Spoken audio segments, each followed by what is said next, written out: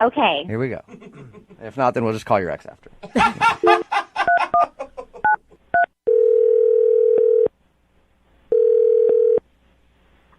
Hello? Hi, I'm looking for Ryan. Yeah, that's me. Hey, Ryan, how are you? This is Jubal from Brooke and Jubal in the Morning. From what? Brooke and Jubal in the Morning? It's a radio show? Don't really know what that is, but okay. Well, it's a morning radio show. Okay, great. All right. And I'm calling you today because one of our listeners asked me to see if I could get a hold of you. What? Yeah. You recently went out on a date with a girl named Elise. What? Yeah. Elise emailed us and told us that she really enjoyed going out with you and then is wondering why you're... Wait. Mm-hmm. What? So this is like a radio show, and this girl, yes, I know who you're talking about. She called you? Well, she emailed us because apparently you're not responding to any of her text messages or phone calls. Yeah, no kidding, I'm not. But, this is just weird. Okay. I understand it's kind of weird. It's a segment that we do on our show called The Second Date Update. Do you mind telling us why you're not calling her back? It was just a frustrating experience. That's all I can really say. Okay, what was so frustrating about it? All I can say is we're not really compatible, okay? Why wouldn't you just tell her that then if it was that easy? Okay, listen, it was just a very frustrating experience. I really don't want to revisit it. Okay, but can you give us a little bit of why it was frustrating so that at least we can shed some light on it for her? She just made a comment that really pissed me off. What was it? She just said something that was like totally inappropriate, and it was pretty offensive. Did she mean to be offensive, or was she just saying something that was totally ignorant? No, it seemed pretty intentional. It was pretty cold and calculated, if you ask me. Wow, she didn't seem that rude. We talked to her a little bit about your date. She didn't seem like somebody who would be rude. Yeah, well, listen, I was surprised too. Like initially, I thought she seemed like a nice person, and then she like threw this thing at me, and I was like, "Wow, okay, wow, not who I thought you were." You got to tell me what it is. She's just a hater, and I don't want to deal with people like that. Oh my God. What did she do? Was she rude to the waitstaff or something? No, so like we were having a conversation during dinner, okay, and I told her that I like to cook. I cook a lot, and I told her that I particularly am very, very fond of the Barefoot Contessa, Ina Garten. Like I've seen all of her shows. I have all of her cookbooks. Is that a cooking show? Are you kidding me? Is this a radio show? Give me a break. I mean, This is barely a radio show. I don't watch the Food Network or is it on the Food? I don't even know where that is. I've never heard of it. It's on the of course it's on the Food Network. Ina Garten, the Barefoot Contessa, she's in the Hamptons. She's cooking meals for like Spielberg and stuff. Hello. Sorry, I didn't know who she was. Maybe I'll check it out sometime. I mean, I'm from the sounds of it, I'm sure I'll like it. Yeah, it'll change your life. Okay. She is. I think she's like the most amazing woman that's ever lived. Wow. And Elise responded in an extremely rude way. It was incredibly disrespectful. What did she say to you? First of all, she laughed at me. She like dropped her fork and openly laughed. Like everyone in the restaurant turned and looked. She was just laughing her face off at me. Because you like the Barefoot Contessa. Because I like the Barefoot Contessa, apparently. That's hilarious. I don't know. But then she says, in a really loud voice, she goes, "That lady, she's the worst." And I was like, speechless. Wait. Could not. I was like, what? What? So I'm she confused. said that she didn't like the Barefoot Contessa, and Yes, she said she did not like the Barefoot Contessa. Not only that she didn't like her, she said she was the worst. And then she went even further. She said she is so fake, her show is so boring, and oh my God, okay, and her recipes are like so simple, they're for like a middle school cafeteria. And I was like, oh, you have got to be kidding me, lady. You have got to be kidding me. you're that into cooking. This is bigger than food. This is, yeah, her food's amazing. This is about this woman, this incredible soul, okay? And to disrespect her like that, I don't think so. Not on my watch. I was like, you go for the Barefoot Contessa, you're coming for me. Are you joking? Yeah. I'm sorry. Maybe you didn't hear me. She said she's the worst. It's like she insulted not only Ina Garten, but she insulted me. I mean, like she just sort of said what I believe in, the thing that I care about the most, is a joke. I'm like, you know what, lady? I'm going to toss this table over and walk out because that is some bullshit. Then why did... This is so crazy to me. That would have been great. Well, don't you wish that you could tell Elise off a little bit then? I mean, and let her know? No, I don't want to have anything to do with her again. That bitch is dead to me. Okay? Okay. All right. Well, I should probably not tell you this, but I'm going to tell you anyway. Elise is actually on the other line listening and wants to talk to you. What? Yeah. Ryan? Wow, this is just getting better and better. This is amazing. I am like, I don't even know what to say. Yeah. Well, you certainly knew what to say the other night about the Barefoot Contessa. That was pretty clear. I have no idea that I offended you, and I'm so sorry. I can't believe that you're so worked up over this. I mean, I don't know. I don't know. If you had said something to me about something that you care about a great deal, and I laughed at it and threw it back in your face, you wouldn't have been offended by that? You got to be. I mean, but yes, she's not my favorite, but I don't. It's not like I said, I hate her. She's the worst. She should, jump off a cliff or like. I just said I prefer the show with Giada, and I like. Oh my God, that was like a recipe. stake through my heart. It was like a stake through my heart when you said that. You want to talk? You think Ina is fake? That is fake. I mean, that is like you open up the dictionary, the word fake, and there's a picture of Giada. That's all I know. Shots fired over Cooking Network personalities. She's not really Italian. She's from Long Island or something. I mean, come on. And then she does, like, the Italian accent when she says Italian words, and then the rest of the time she has no accent. It makes me want to puke. I'm just like, it's disgusting. That is, like, capital F fake. Okay. I don't understand. You just went silent, and then we moved on with the conversation. But we could have talked more about it if you were so upset. I just don't understand. I don't think I said anything that was so horrible. I just said, oh my! I don't. Stop saying that. Please stop saying that. I mean, I can't even. Who would say anything like that about the Barefoot Contessa? But Ryan, who would ever say something like that? People disagree on things every day.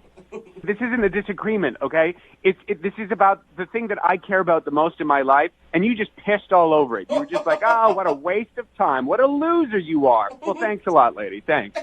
Right, don't you think that maybe it's unhealthy to like the Barefoot Contessa that much? I don't even want to talk about this anymore. This is exhausting. Frankly, I'm surprised that this whole time we've been on the phone, Elise has not actually apologized to me. Elise, do you want to apologize? Well, I am very sorry that I offended you. Do not apologize. I'm not going to apologize for feeling the way that I feel or having a conversation and disagreeing with you. But it wasn't a disagreement. It was a full-on attack. It was an Oh, my attack. goodness. And if you think it was anything less than that, then you're insane. Oh my gosh. At this point, I would love to ask you guys if you will go out on a second date. We will pay for it, You right? have got to be kidding me. Maybe you just need some more time together to talk about your favorite cooking shows in the Barefoot Contessa and get on the same page. Guys, I think I'm okay. Yeah. Absolutely not. I don't want to see her ever again, period. Oh, man. All right. Oh, okay. I did not see this turn of events happening. But Ryan, thank you for your time, and I'm sorry you had to endure Elise and her hatred of the Barefoot Contessa. Yeah, okay, whatever. Yeah. Elise? Wow. Well, thanks for clearing that up for me, guys. No problem. Hey, welcome back to single life. Oh man, sweetheart. I can't wait to see what nut job I'm going to get set up with now. Yeah. Brooke and Jubal in the morning. Just got a text in at 78592 that says that dude Ryan is going to be on TMZ sometime soon. Found hiding in the Barefoot Contessa's kitchen cabinet. Yeah. It's Brooke and Jubal in the morning talking about today's second date update. This girl named Elise wanted to call a guy named Ryan to find out why he wasn't calling her back after they went on a date. It turns out she did something terrible and insulted his favorite cooking personality, the Barefoot Contessa. He was hot too, really angry about it. I don't think we've had anyone on this show as passionate as that guy. About anything. No. Let alone a cooking show. Yeah. Yeah. And people are texting in at 78592. Now it's moved on from them just commenting on the second date update to now they're just arguing about which cooking show is the best. Somebody's texting in like, that Giada girl is the worst. I can't stand her. Sexy, Some- though. I like Giada. Someone else texted in, She probably likes Bobby Flay. Yeah, right? Now people are like, What? this is why I only watch Top Chef. Yeah. And everybody knows the best personality in the cooking world out there is Guy Fieri. Oh, God. Everybody so knows that. Take you straight to Flavor Town. Yeah, Flavor Town. I'm the coolest chef ever. I frosted my tips. I look like the guy from Smash Mouth from the 90s. man. Remember him? I'm a I badass. put my glasses on backwards on the back of my head. It is impressive that he's still trying to bring flame shirts back. It really is. You know? So there you go. Screw the second date update. It's all about the hot topic today, and that is who is the best and worst chef out there on TV. Remember, if you want to do a second date update, all you have to do is email the show. We will call the person that didn't call you back.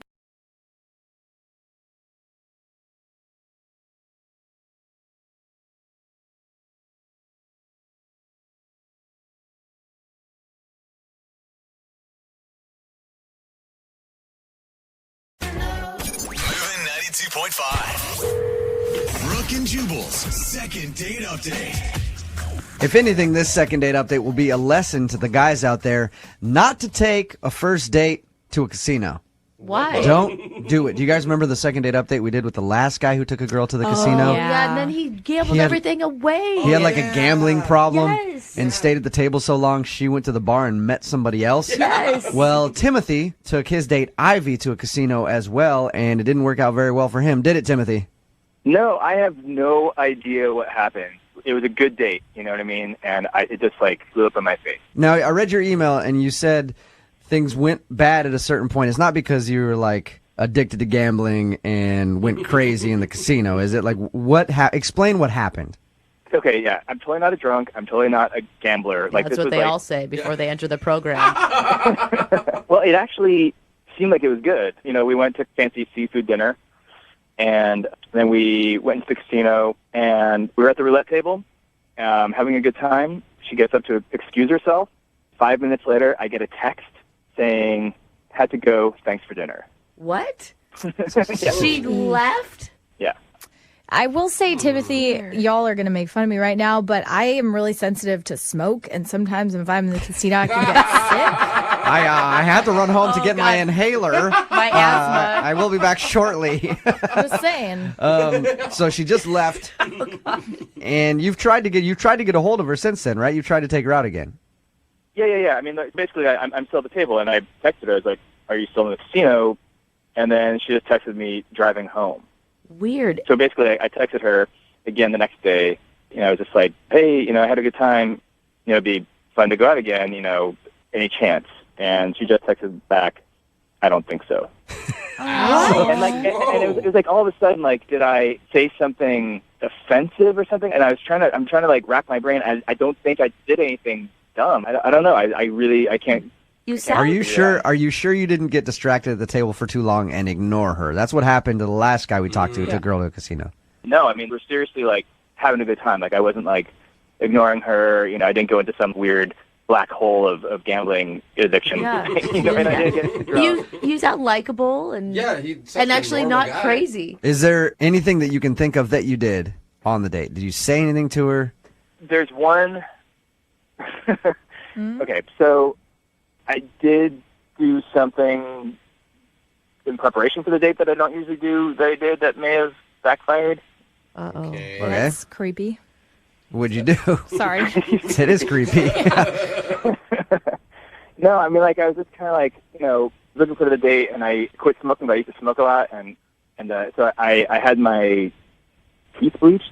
You had your teeth whitened. Oh, yeah. That's not bad. I did that after I quit smoking, too. Yeah. I mean, imagine that episode of Friends where Ross gets his teeth whitened, and it's like glow in the dark Yeah. white. Is it that bad, or are they just a whole new shade of white, or can you see them from miles away? I'm pretty, like, naturally dark complexion, and I think the new color of my teeth is a little bit shocking, and I have pretty, like, straight teeth, you know, and so, like, all of a sudden it looks like I'm wearing, like, crazy dentures. All right. Yeah. Yeah, but I don't think even if she thought your teeth were like veneers and you were fake or whatever, that's enough to get a girl to just leave you in the middle of a date. She probably won't want to go out with you again if she doesn't like the way you look, but I doubt she's going to just ditch you. And she hung out for hours.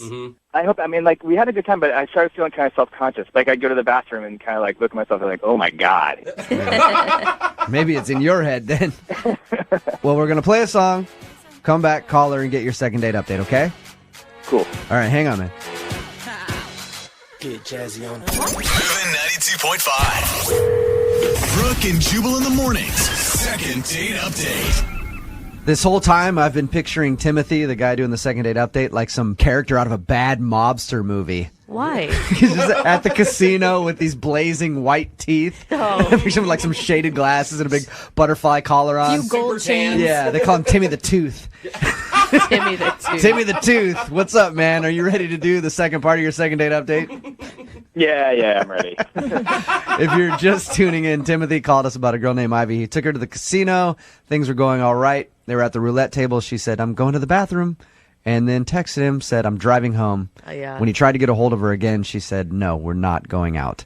The only thing that Timothy can think of that could have turned her off is the fact that his teeth are incredibly white because he just had them whitened. I feel like he's missing something that happened. There has to be. The thing is that guys necessarily aren't good at picking up on these hints. Mm-hmm. Did she at all act attracted to you?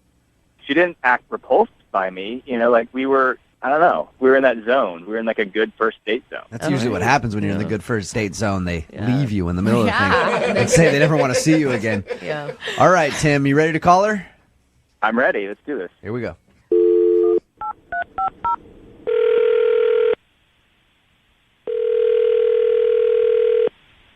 Hello? Hi, can I speak to Ivy, please? This is Ivy. Hey, Ivy, how are you? This is Jubal from Brooke and Jubal in the Morning. I'm moving 92.5. Who's this? Jubal from Brooke and Jubal in the Morning on the radio station moving 92.5. Oh. Hi. Hi. How's it going? Kind of weird. How are you? Pretty good. Pretty good. Description. Any idea why I'm calling you, Ivy? No idea. I'm calling you because you recently went out on a date with a friend of mine, a guy with very, very white teeth. He goes by the name Timothy, and you guys went out to the casino. Does that ring a bell? Yeah. That was a downward tone. Wow. Well, Timothy emailed us about you because he really enjoyed your date, and he's wondering why you left in the middle of it. Okay. I don't know what to say. Okay, so he told us that, you guys went to the casino and you seemed to be having a good time. And then all of a sudden, in the middle of you guys playing roulette, you got up and said you had to go to the bathroom. And then you texted him and said, I'm driving home. Mm-hmm. And then he said something about later on, like, hey, do you want to get together again? And you said, absolutely not. So he clearly did something to upset you, right? He told you all of that? Yeah. Yeah. Mm-hmm. Well, kind of. Yeah, actually. Oh, my gosh. Okay, what did he do? Yeah, please tell us, because this one's killing me.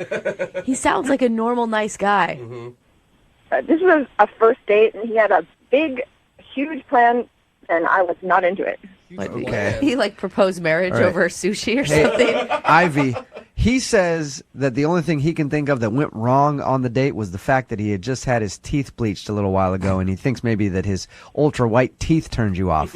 That wasn't it? No, he had fine teeth. What the hell? So we're at dinner. It was a nice dinner, and then they brought out dessert menus, and instead of ordering dessert, he pulled out, oh my God, he pulled out like a key card for the hotel in the casino. Uh-huh. What? And puts it on the table. I'm like, what's that? And he's like, well, I took the liberty of getting a room upstairs, and I have got some champagne, and I thought maybe we could go have dessert upstairs. So he was trying to get you up to the hotel room already. Oh, God, and using a horrible cliche for all of it. Nice. Honestly, I was so shocked, and I didn't know what to do. So I just sat there and, was thinking about it the whole time in my head, and I'm starting to get pissed. Yeah. What kind of girl does he think I am? But seriously, Hey, Ivy, I know who we can ask what kind of girl he thinks you are, because Timothy, you Casanova. You hornball. He's on the other line right now. Timothy, you didn't tell us about the room key. That's a big detail to leave out. Timothy's on the phone now? Yeah, he is. Say hi to Timothy, Ivy. Hi, Ivy. So embarrassing. I didn't think it was that big of a deal, and I did not think that you thought of it that way. Seriously, I was like, I ordered that hotel room as soon as we made the plans because I knew that we were going to drink, and I don't drive drunk. And when I went up to the hotel room, when I first got to the casino, it was really nice. There was like a beautiful view, and there was a mini fridge, and I was like, yeah, like I'll get some champagne. Like it would be super nice. And like I totally was not thinking like that it was creepy at all. Right. If it was like so platonic and everything, why not get 2 hotel rooms? I just figured for myself, like I was going to stay there no matter what. Oh, okay. I just figured, hey, like we're out here, I'll get a hotel room, no big deal. Can I be completely honest with you, Timothy? I think that's a heaping pile of bullshit. Yeah, girl. It's just an excuse. You just wanted to get into my pants. So you're acting all noble, like, oh, I don't drink and drive. Honestly, trying to sleep with me on a first date. You must have thought I was easy. You must have thought I was a just we're trying to get laid on a first date, and you can't make any excuses that are going to make up for that. Okay. I'm okay. not In my defense, Okay, wait. Let me just say, in my defense, now your friends did say that I might get lucky, but that's not what I was thinking. Are you kidding me? No, I'm not. But that's not what I was thinking. That's your friend. So you, Ivy, do you think that your friends would have sold you out like that and told Timothy that you're a sure thing? I don't care. All I know is it's insulting. It's ridiculous. I'm not so sorry, and it's the rudest thing that anyone has ever done on a first date, ever. What? Well, okay, so let me just say, like, I think when I brought the key card out, I may have made it a little bit more of a joke. You know what I mean? Like now he's backpedaling. Like, you want to go to my room? You know, like I did kind of say it like that. Like, kind of yeah, like right. Joking, you know? Hey, Timothy, let's just stop where you're ahead, all right? Or not even close to ahead, way actually. behind. Let me just stop you. How about that? Yeah. Ivy, I would love to ask if you would like to go on a second date with Timothy. We will pay for it. I'm sure Timothy is down. Yeah. Would you be willing to go out with Timothy again? We will pay for it. Well, let's see. Somebody who orders a hotel room on a first date. That's a very good point. I'm going to go with no. Oh, man. Shocking. That surprises me, Ivy. Yeah, you sounded like you were smitten with the guy. Timothy, have you learned anything from the second date update? Yeah. You know, I guess I'm just going to have to be a little cooler, I guess. Be a little slicker next Or maybe time. just, go for it and just hire a lady for the evening. Yeah. So you know what you're getting into. Brooke and Jubal in the morning.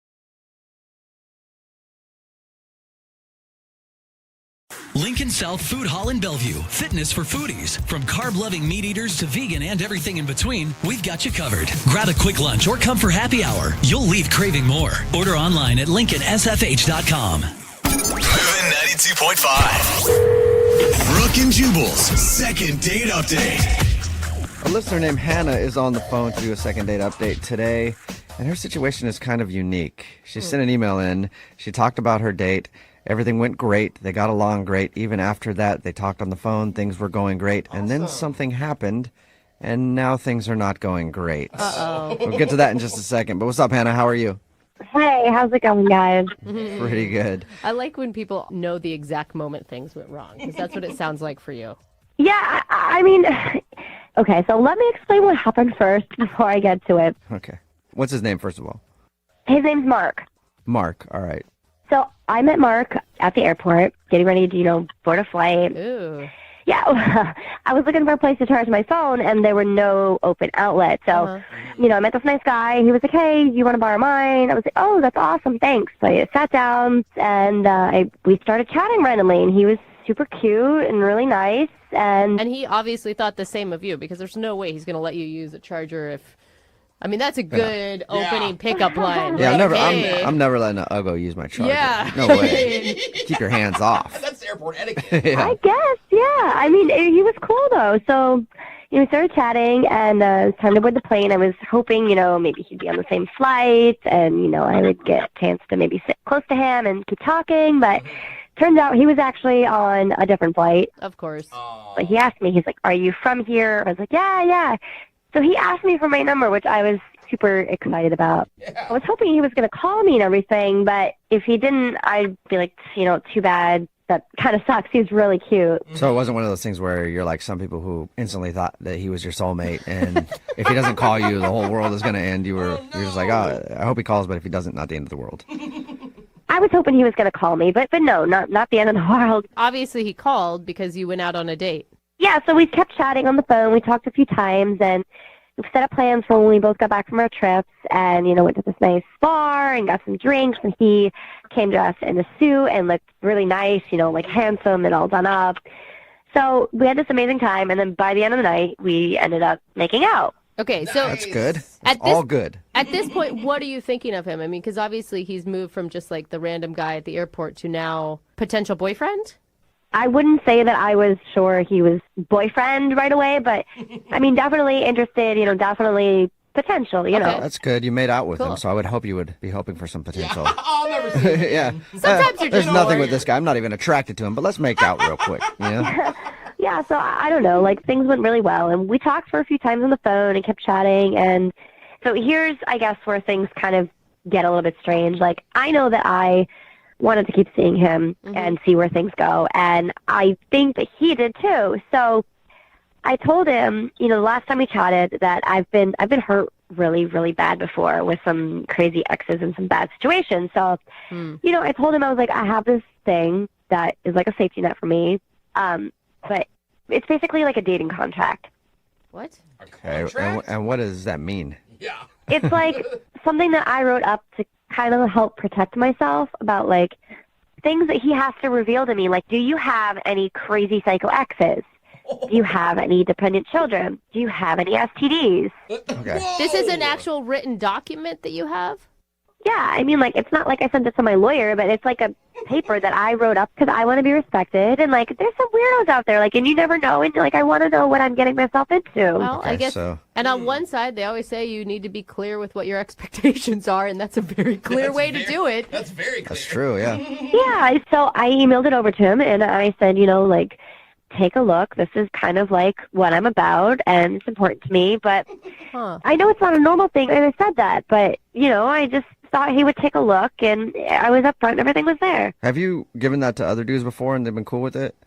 To be honest, this is the first time that I've done it, but it's because, like, I've been hurt so bad from the other one, so... Okay. Yeah. So is it, like, what was his response to that? He chatted with me a couple of times, but it was kind of, like, brief. Like, he said he was busy and had to go to work, and then, like, I haven't seen him, and, like, I haven't scheduled any dates, and I really like this guy, so... I was, like, really concerned, and I didn't want to scare him away, but... I don't want to scare him away, but I gave him a contract to sign. I mean, you see how that could be a little daunting, right? Yeah, and, like, the thing is, like, I can understand why you did it and your reasoning, but if you were to receive one, for me, if I ever got one of those, it would be a huge red flag that the person I was about to date has major trust issues. It wasn't my intention to scare him away, and I guess... with what you guys said, that maybe it did, but I really like this guy, and, like, I had serious intentions of, wanting to see where it goes. Okay. Well, at least we can get him on the phone, and maybe you can make your case. Like, if that's the thing that did scare him off, which probably was, then you can try to reassure him that you're not crazy, you've just been hurt before. Okay. Well, we'll play a song, and then come back and call him and get your second date update, okay? Oh, okay, thanks, guys. All right, hang on. Moving 92.5.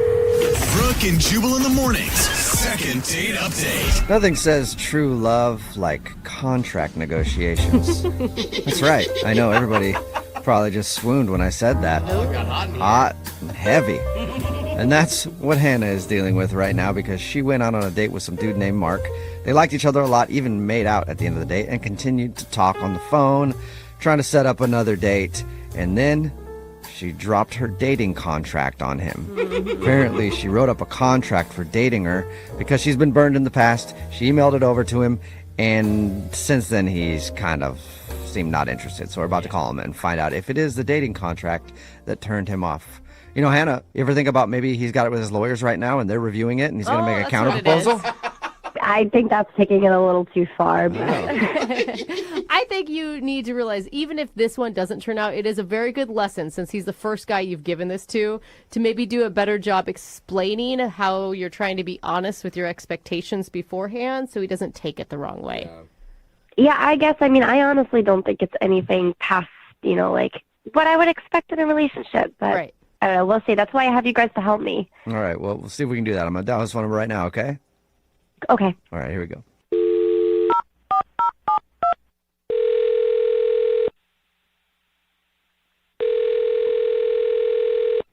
Hello?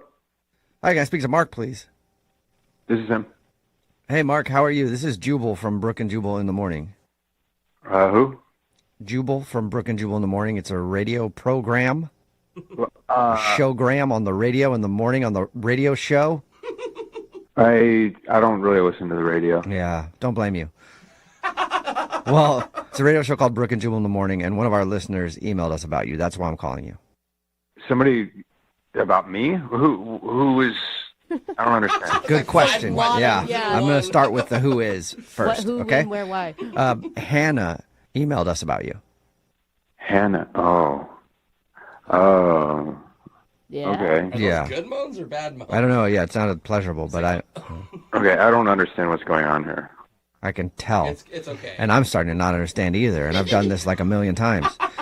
She emailed us because we do a segment on our show called The Second Date Update. That's where if you go out on a date with somebody and then end up not calling them back, they can email us to get you on the phone and figure out what happened. And she says that you guys have been talking a lot.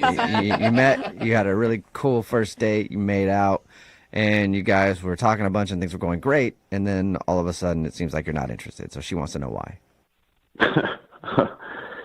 Yeah, I'll bet. Does that laugh mean that she should already know why you're not calling her back?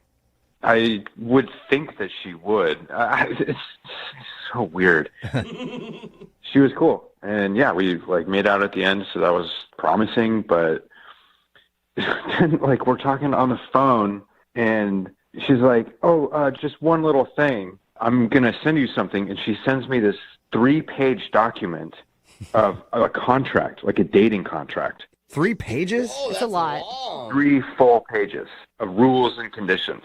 Rules and Yeah, conditions? she told us that she sent that to you. I didn't realize that it was 3 pages long, though. Yeah. I thought it was something that just said, hey, my name's Hannah. Please don't hurt me. Sign on the dotted line. Love you.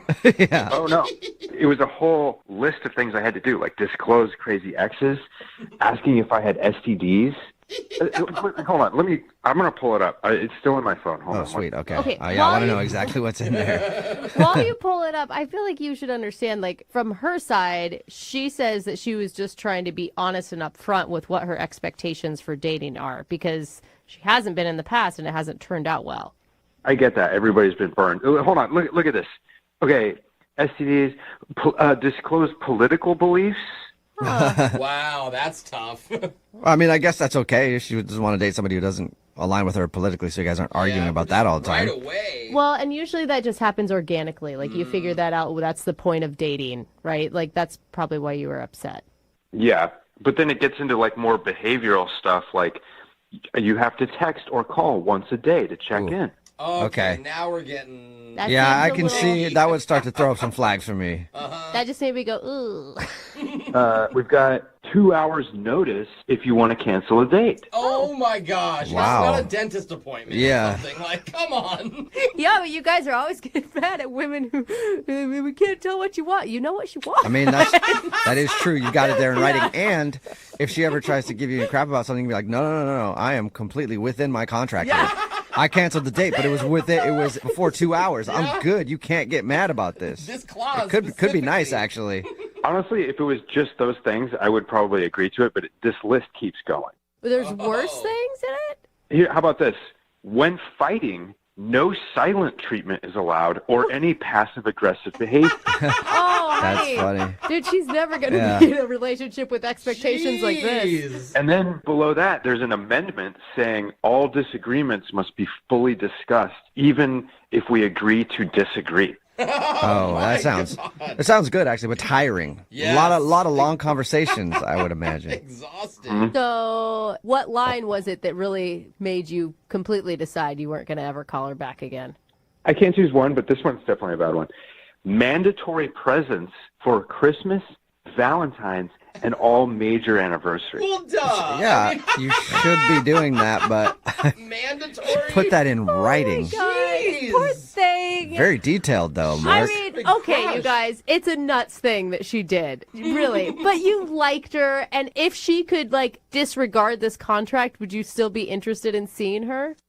I don't know. Like, this thing. I like how you guys are trying to pull any sort of positive out of it. There really isn't a way to do that. I'm like, if there wasn't the huge giant red flag, you'd still like her. Excuse me, guys, I don't really understand what the problem is. I'm just trying to protect myself. I don't really see this as like a bad thing. What? Who's that? Oh, Mark, I forgot to tell you. That's Hannah. She's actually on the other line listening and wants to talk to you. That should have been in the contract. Sorry about that. Should have been in the... Hi. No. Yeah. No, Mark, I honestly, like, I feel like, you know, having this communication was so important for, like, a relationship to, like, last. That way, you know, we're on the same page and you know what I want. Like, what is wrong with you agreeing to those things? Like, are you hiding something? That's, like, stuff that normal boyfriend relationships do. Look, like, everybody has been hurt by somebody before, but this is not the way to handle it. Well, most of those people didn't sign a contract beforehand, and that's probably why, Mark. No, but this is really excessive. Like, we've been on one date, and now I'm supposed to sign a contract that puts me on the hook for a bunch of presents and, like, phone calls every day. I mean, at least I didn't put, like, the amount of the present that you had to buy me, like, the price. Oh, see, that's nice. But you had an amount in mind, didn't you? I mean, I like nice things. What girl doesn't? But, like, what I'm saying is I'm not crazy. Like, I think I'm being pretty reasonable. I've been totally 100% upfront with you. I feel like in a relationship, you want to know those things. So you know what I would like in a relationship now. Yeah, but this is, like, all expectations. It takes the romance out of it that I'm contractually obligated to do these things with you. Right. Well, look, if you were, like, an actual stand-up guy, it wouldn't feel like a contractual obligation. Those would be, like, normal things that you would want to do. Yeah, they would be, but now this is so weird. Like, I don't want to have anything to do with it. Yeah, it'd be weird if, like, President's Day is coming up. You're like, oh, where's that contract? I got to figure out if I need to get her a gift or something. What happens if I break the contract? Like, you just bail? That's a good question, too, yeah. What's the out on that contract, Hannah? Well, I mean, it depends on what it is. Like, if you ghost me and don't talk to me for 4 or 5 days, then I might think about it because I want somebody who's going to be there and communicate with me and make me feel secure. But you want someone to do that because they want to. You don't want them to do it because you made them. That's not a healthy relationship for you either. Like, this isn't a good way to start things. I get what you're saying, but I really liked you. Like, we had a lot of fun, and you're charming, and you're smart, and honestly, Mark, like, that's why I gave this to you. Like, I've never done this before. I thought about taking this to the next level, so that's why I, you know, wanted to be prepared. Mark, what do you think? Would you like to go on a second date with her? We'll pay for it. And maybe she can take back the contract stuff and you guys can talk it out a bit more. Yeah. Would you do that, though? Would you take back the contract? I mean, maybe we can delay the signing until, like, the third date. Oh gosh. Mark, what do you think? Just out of curiosity, yeah, I would definitely go on another date. Really? But, like, I'm never going to sign a contract. Oh, damn, okay. Like, if you want these things, we can talk about it. Like, we can just talk about it and come to a verbal agreement. Contract negotiations. I know, this is exciting. Cool. Oh, you guys. I feel like I'm at the table with, like, some pro athletes and an agent. Hannah, seriously, that is a big deal that he said yes. Yeah. I think that he's a stand-up guy without the contract. Mm-hmm. Okay, fine. We'll leave the contract for now. Yay! Okay. I am happy we're going to go out again. Awesome. I do like you, but we got to talk about this last rule on the contract. Which one? If a breakup becomes necessary, it must be done face-to-face and not via text, phone, or FaceTime. I'd rather have a text breakup. Brooke and Jubal. 92.5. Brooke and Jubal's second date update. Today's second date update is going to be pretty exciting because it's filled with celebrities. What? That's right. Kevin is on the phone, and today he wants to do a second date update with a girl named Marianne. And apparently, their first date involved a lot of celebrities. Really? Yeah. How? I I want to know. What's up, Kevin? How are you? Hey, man. How you doing? I'm good. So I hear your first date was a star-studded affair. Whoa. Yeah, definitely. What'd you do? Like take her out to some red carpet event or something? No, my date was just talking about celebrity gossip. Well, that is the biggest letdown I've heard today. Wasn't quite as exciting as I made it sound, was it? No, it wasn't. Your email said that you guys talked about celebrities the whole time. Why? Well, I guess she was really into celebrities. She was really into the Kardashians and all that. What's happening? I'm not. I have no idea what's happening in that world. So, wait, how did you meet this girl? We met on Tinder. Okay. And did you have any idea that she was celebrity obsessed before you went out with her? You know what? Towards the beginning of the date, she was going on about all these celebrities, and I just told her, I'm just not a part of that world. And 5 minutes later, I'm like, Kim Kardashian did what? It is addictive, I will say. As someone who does a lot of celebrity gossip, man. Your first date with Marianne was just you two gabbing about celebs? It's definitely something I never thought I'd end up doing, but it's kind of fun, We went on for like 2 hours, and I just went on because I didn't know any of that, so I was asking her who's married to who's dating who. I was writing a map on my napkin trying to pick up the dots. So, do you want to do a second date update to go out with her again, or you just need some more celebrity gossip? Just another fix. No, I wouldn't mind another celebrity update because it's been a couple of days now, but I definitely want to go on a date with her again, too. Why do you want to go on another date? What did you like about her so much, other than the celebrity stuff? As much as she could talk, she just never stopped smiling. And I thought that was so great. That is one of the sweetest things, I think, that anybody's ever said on a second date update. What did the night end like? Well, I wanted to take her back to my place so I could get on her. What? What happened to you? Just a second ago, you were melting my heart. Yeah, I know. I liked her smile a lot, and I was hoping I'd get her back to my place so I could just jump on her back right as we walked in the door. I was just being honest with you. That's what I wanted to do with it. Oh, my gosh. So much honesty there. What did you guys do? So you went out to eat, or where were you when you were talking about all the celebrity stuff? Yeah, we went out to eat, and, after we ate, I asked her, let's go back to my place. Yeah. And she said yeah, so we went back to my place, and we were hanging out, watching a movie, Netflix and chill, and I said, I'm going to go change in my room. I'll be right back. I come back, and she's gone.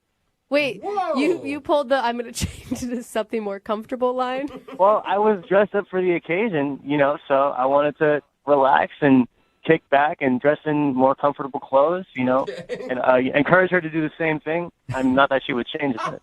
Hopefully she would. Hopefully just get out of the clothes that she was wearing. That's all you wanted. Yeah. And then when you walked back out, she was nowhere to be found? She was literally gone. And the front door was wide open. Oh, my God, she was kidnapped. Do you have any idea why she would just jet like that? I have no clue. Maybe she didn't like the movie. It was so bad that she ran out of your place, leaving the door open and ran down the street. Is there any chance that maybe, in the couple moments by herself, she was able to rethink the situation and realize she didn't want to hook up with you? I mean, I don't know. It seems like a pretty weird thing to do, to just leave. Did you, obviously you tried to reach out to her. Yeah, as soon as she was gone, I texted her a few times, like, where did you go? And I just got nothing back. Nothing. Not one text message. Literally nothing. It's not a good feeling. It's like this date didn't even exist. Yeah, that's kind of how I feel. It was really weird. Like, no one would know that I went on a date with her and she was gone, and what am I going to tell my friends? Maybe she was a little celebrity gossip angel that just dropped out of heaven that night to share some updates with you and then leave. Open up the gossip world for me. All right, well, we'll play a song, come back, call her, and hopefully find out why she just split from your place that night. And if I might add, I'd like to get a second date with her so I could get on her. Well, we'll do our best to help you get on her, okay, bud? Hang on. All right, thanks, man. Moving 92.5. Brooke and Jubal in the mornings. Second date update. Right in the middle of a second date update, and if you're just joining us, Kevin is on the phone, and today he wants to call a girl named Marianne. All Kevin wanted from the date was to, quote, get on her. But God, that hurts when my soul. they went back to his place after hanging out at a bar, talking about celebrity gossip and whatever, There was a moment when he said, I'm going to go slip into something a little more comfortable. Well, he went to go slip into whatever that comforting thing was. And then when he came back, she was gone. And the door was still left open. So she just ran out of his place. He tried texting her, tried calling her, and has gotten no response. So it's a mystery. Where did Marianne go? And will Kevin ever be able to get on her? Kevin? Oh, my God. I mean, I just don't get it. Even if something happened, even if, there was an emergency or something. Did you ever say to her, like, hey, I'm going to go slip into something more comfortable and then I'm going to get on you? I mean, I didn't say the second part. Okay. Because if you said that, then I could understand. She'd be like, all right, I'm going to leave. At no point in the conversation did I say, I want to get on you. I just told you guys that. Okay, good. I think that's a good decision. Kevin, it's not an object you ride, okay? It's not a fun Ferris wheel game. Well, you're doing it the wrong way then. I agree, Kevin. Well, let's give Marianne a call, see if we can get her on the phone, and find out what went wrong that night, okay? Please, I'd really like to know what happened. All right, here we go.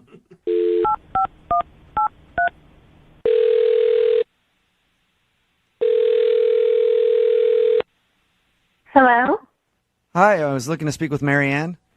That's me. Hey, Marianne, how are you? My name is Jubal, and I host a radio show called Brooke and Jubal in the Morning. Oh, okay. What's up? What's up? Not much. Hey, Marianne. How are you doing today? Oh, hi. I'm doing well. A little confused, but cool. Any idea why I'm calling you? I'm really hoping I won a big prize. You might have won a big prize. Yeah. I don't really know how tall he is or how much he weighs. He could be big. I have no idea. What does that mean? That means that one of our listeners emailed us because they want to do a second date update with you. What? Do you know what that is? Have you heard the second date update before? I've heard it sometimes on my commute. Okay. I'm now trying to think, who's I on a date with? Well, his name is Kevin. Oh. Rings a bell, it sounds like. Yeah, it does. Well, we just talked to Kevin, and he told us that you guys met on Tinder and went out for drinks, spent a lot of time talking celebrity gossip and stuff, and then went back to his place. Oh, wow. Okay, you guys know all of that. Yeah, we do. We also know that at one moment he went to go change, and then you just left. Yes, I did. I did do that. Okay. He said that you left in such a hurry that you didn't even bother to shut the door. Yeah, I got out of there as quick as I could.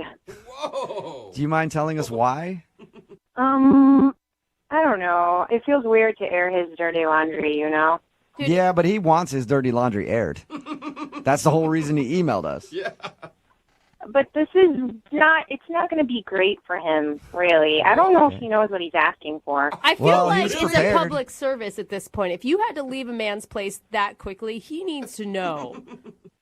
So you guys are sure? Yes. Yes, we're and positive. I'm dying to know, so you have to tell us. You really want to know? Yes. Okay. So you guys basically know the whole date, right? Yeah, unless there's anything he hasn't told us. Okay.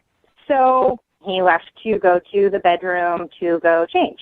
Yes. Yeah. Well, he was kind of in there for a while, and I got kind of bored, so I thought, I'll surprise him in the bedroom, I thought, that would be fun. Nice.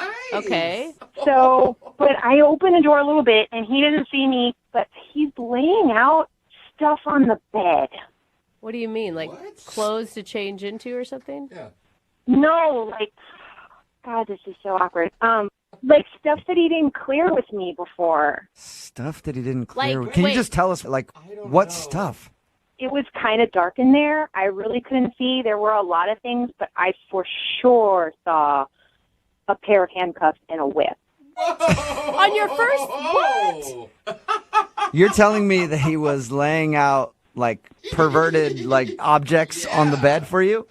Yes, he was preparing to go all 50 Shades of Grey on me, and I didn't know. There was never a discussion beforehand, what are you into? Are you on the same page as me? Whips and chains. No, we talked about celebrity gossip the whole time. That is so forward. I mean, Are you sure that's what you saw? I'm 99% sure.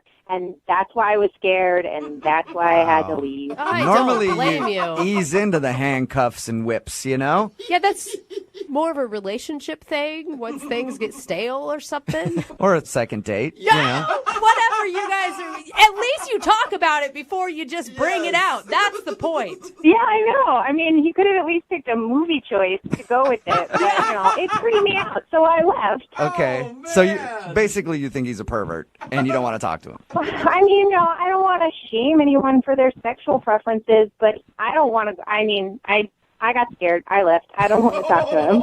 Okay, well, that's a shame because Kevin's actually on the other line listening and really wants to talk to you right now. No. Yep. Kevin? Oh. Hey, Marianne. Whoa. Oh, my God. I can't believe you're on the phone.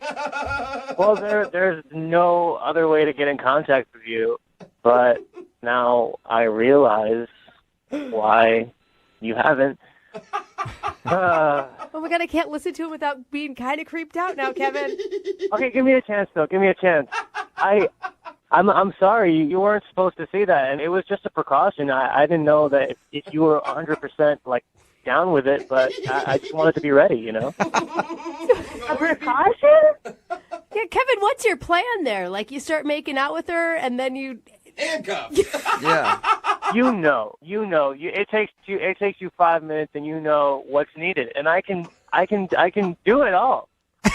I can do it all. No. So you're a pleaser then, Kevin, is what you're trying to say. I'm a what? Pleaser? Yeah. That's all I was trying to do. If that was something that she was into, I would have had her. If it was the opposite, then I would have had her. Oh my gosh. I would have had you, Marianne. I would have held you if you wanted to be held, and I would have whipped you if you wanted to be whipped. Wow. This is really freaking me out. I'm really glad I ran out of the room. Well, for the record, those handcuffs you saw, they weren't for you. They were for me. That doesn't make it better. That doesn't make it look weird. Kevin, can you really not see how this is maybe a little too much the first time you meet somebody?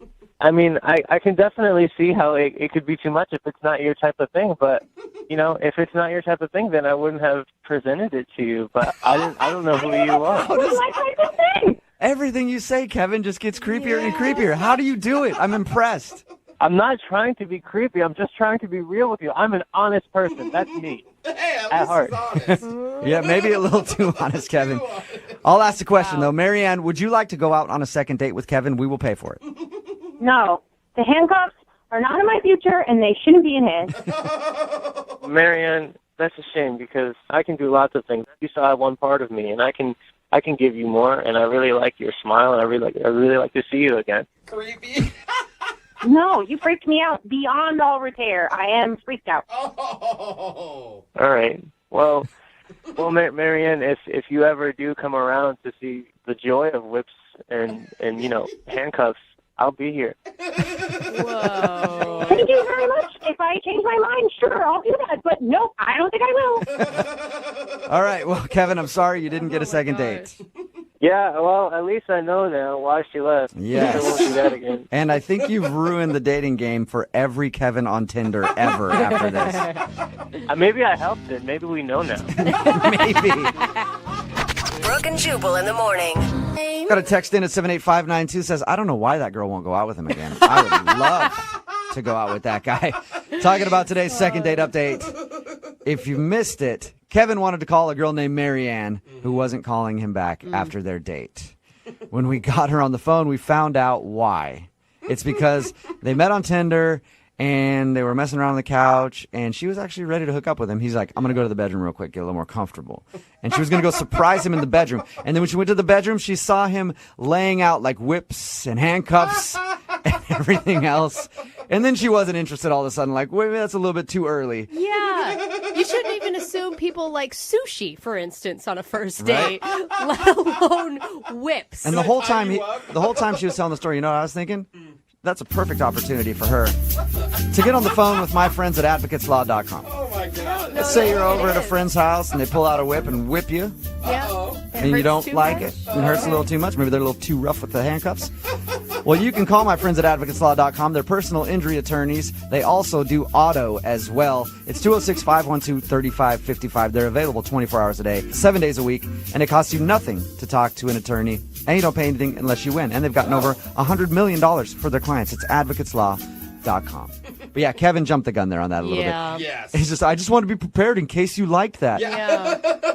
There are ways to find out slowly what somebody's into instead of just being like, oh man, she's ready to go. Let's get this thing started. I got to get everything. Has anybody seen my samurai sword? I have to.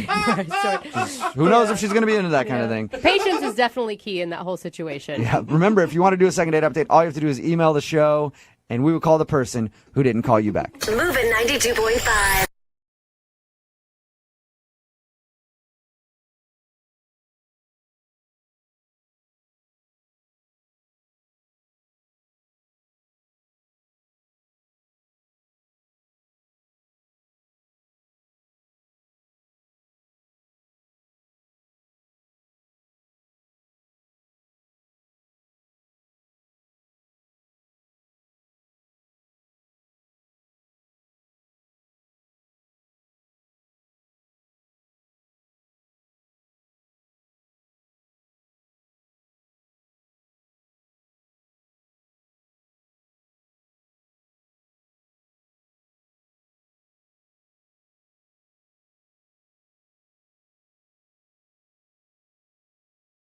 Right in the middle of a second date, and if you're just joining us, John is on the phone, and John is what you'd probably describe as a very romantic guy. If you go on a date with him, he'll whisper sweet nothings into your ear, things like, hey, heard you were wild.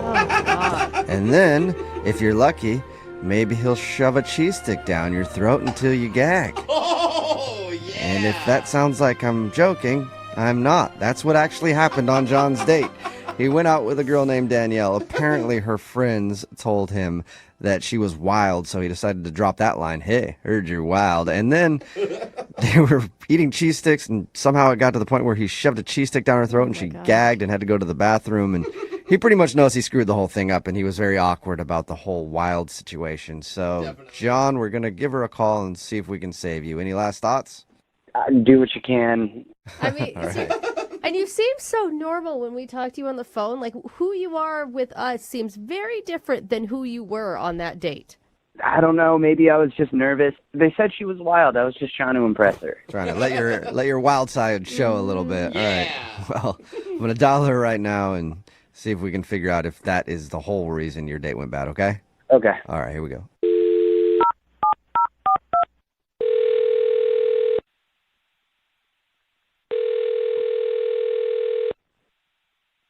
Hello. Hi, may I speak to Danielle, please? This is her. May I ask who's calling? Yeah, how you doing, Danielle? This is Jubal from the radio show Brooke and Jubal in the Morning. Okay, from where? Brooke and Jubal in the Morning. It's a radio show. Okay. How can I help you? Well, that's a good question. Well, we do a segment on our show called The Second Date. That's where if you go out on a date with somebody and then end up not calling them back after, they can email us to get you on the phone and find out what happened. And we got an email about you from a dude named John. Okay. Yeah.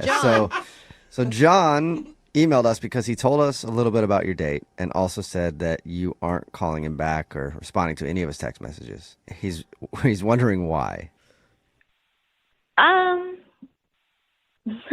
I'm not sure why he's wondering why.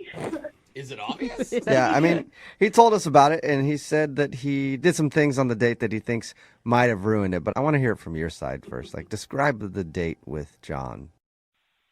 Sure, like, it was fun at first, but he's just, like, way too extreme for me. What do you mean by that? At one point, he, like, leaned over and, like, whispered in my ear that, like, I was wild. Yeah. It was weird. He told us that, too. I can't believe you didn't walk out right there. Honestly, I just kind of wanted to see where it was going to go, because I figured my friends wouldn't put me in, like, danger, but then the date continued, and I realized... Danger. Yeah, no, really. We sit at the table before real conversation even starts, our drinks are brought to us. He shotgunned a Red Bull.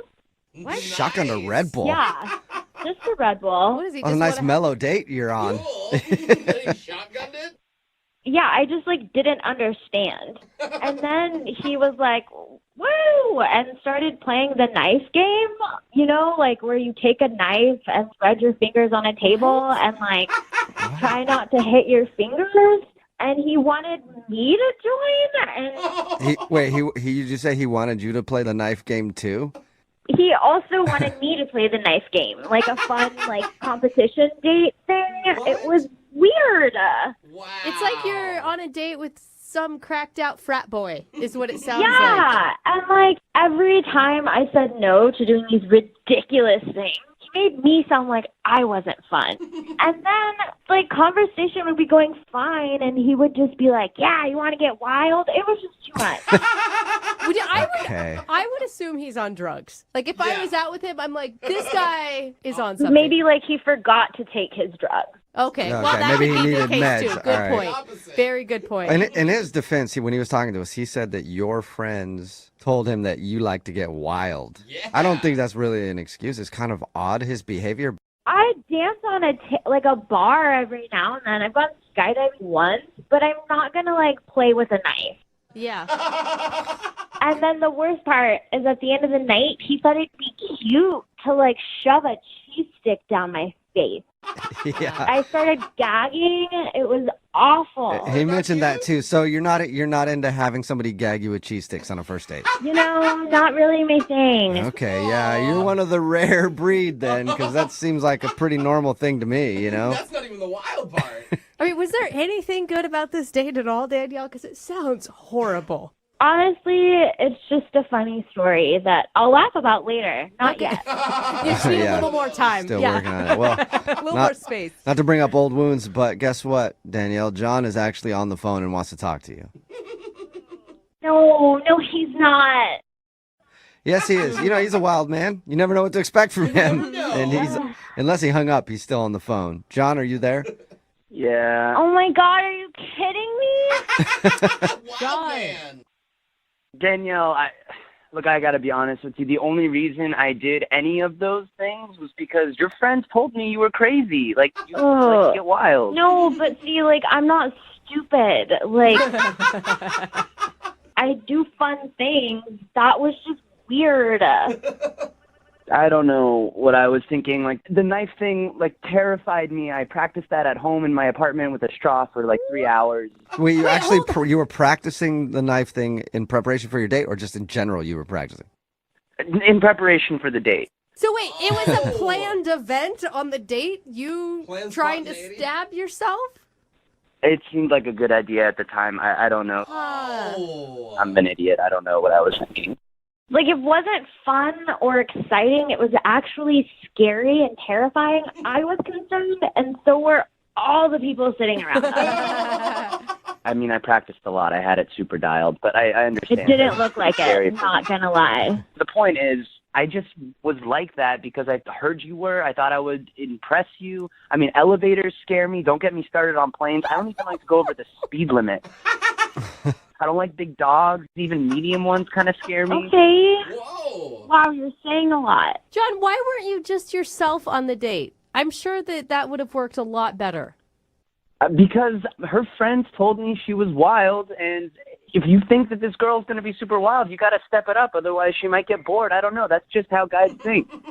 Okay, so none of that was really you. So I didn't get to see you at all on the date.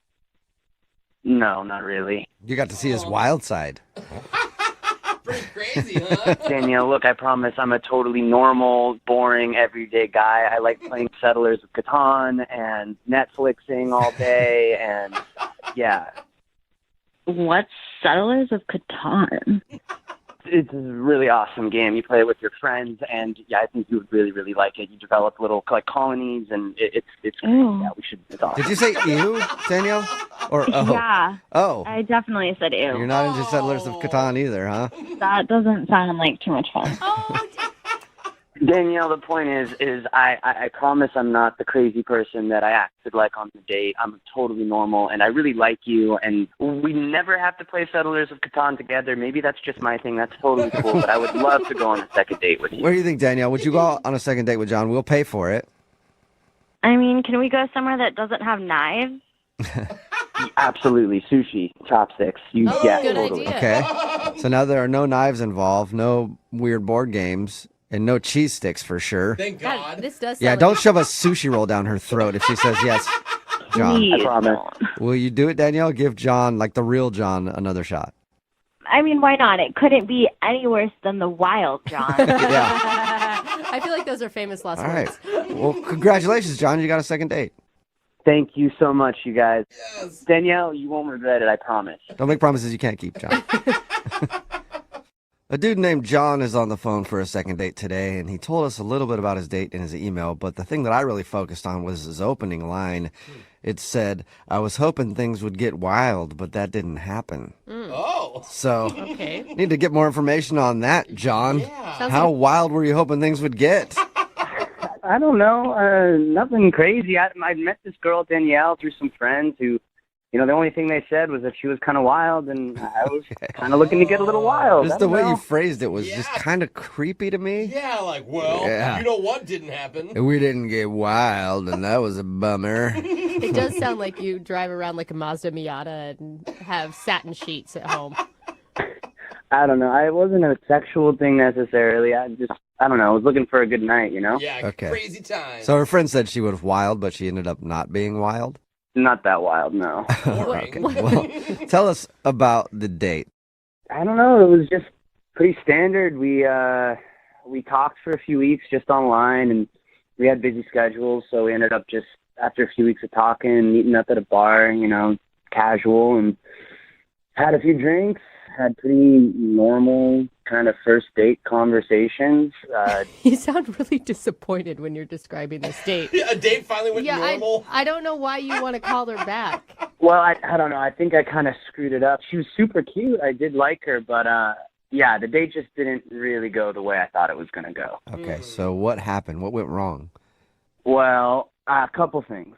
So after we were just talking about, kind of normal first date kind of stuff, at one point I kind of leaned over and sort of whispered to her, like, "Hey, so, you know what your friends say about you?" And she sort of looked at me like kind of weird. Yeah. Yeah. All right, you're creeping me out. God. I would immediately be pissed. Like, it doesn't matter what comes out of your mouth after that. Not only am I mad at you, but I'm also mad at my friends. Well, yeah, she was like, "Wait, what do my friends say about me?" Yeah. And I was like, "Well, they say you're pretty wild." Oh, no. And she didn't like that. No. It sounds like a bad line. And you're whispering? Yeah. I think she took it to be sort of like a sexual thing, and it Yeah. was not my intention at all. Are you telling the truth? Because you're whispering, I heard you're pretty wild. And you're saying that what was your intention? Like, I just thought it was going to move the conversation forward or maybe inspire her to do something crazy, like, I don't know, shotgun a beer or something.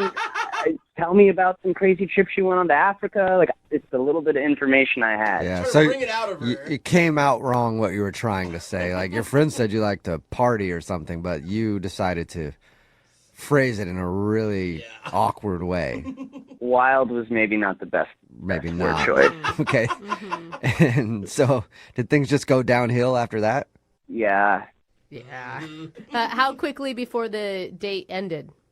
So I kind of bounced back from the wild comment a little bit. We just kept on talking about our careers, and she's got a dog. She talked about her dog. And then just like on a sitcom, we were eating these like mozzarella sticks, and there was one left, and we both sort of like went for it at the same time. And she was like, "You have it." And I was like, "No, you have it." And it basically led to me sort of awkwardly picking up the cheese stick and like trying to feed it to her. Okay, that's bad too. I mean, you're trying, but I heard your friends say you like to get wild. Here, let me shove a cheese stick down your throat. See how you handle that. Then it gets so much worse, guys, because what ended up happening, she ends up choking and gagging on this fried cheese stick. What'd you do? Just shove it down her throat? No, I just was trying to feed it to her. It was bad. It was all bad. Oh, Yeah. no. So it's bad all around. You pretty much made yourself look like a weird a-hole. Shove a hot, chewy Who, cheese stick yeah, in her mouth. really loves mozzarella sticks. I don't know. I heard she was wild. I was just trying to be spontaneous. I don't know. That is the wrong way to be spontaneous. It's not wild. Maybe go to another bar, go dancing, or have some shots. Like, take the lead there. Quick, surprise cheese stick. Yeah. I know. That's why I want a second date. I mean, she's super cute, and other than when I was being super weird, we did have good conversations. All right. Well, we'll play a song and then come back and call her and see if she's recovered from the cheese stick and maybe get you a second date, okay? Okay, thanks, guys. All right, hang on.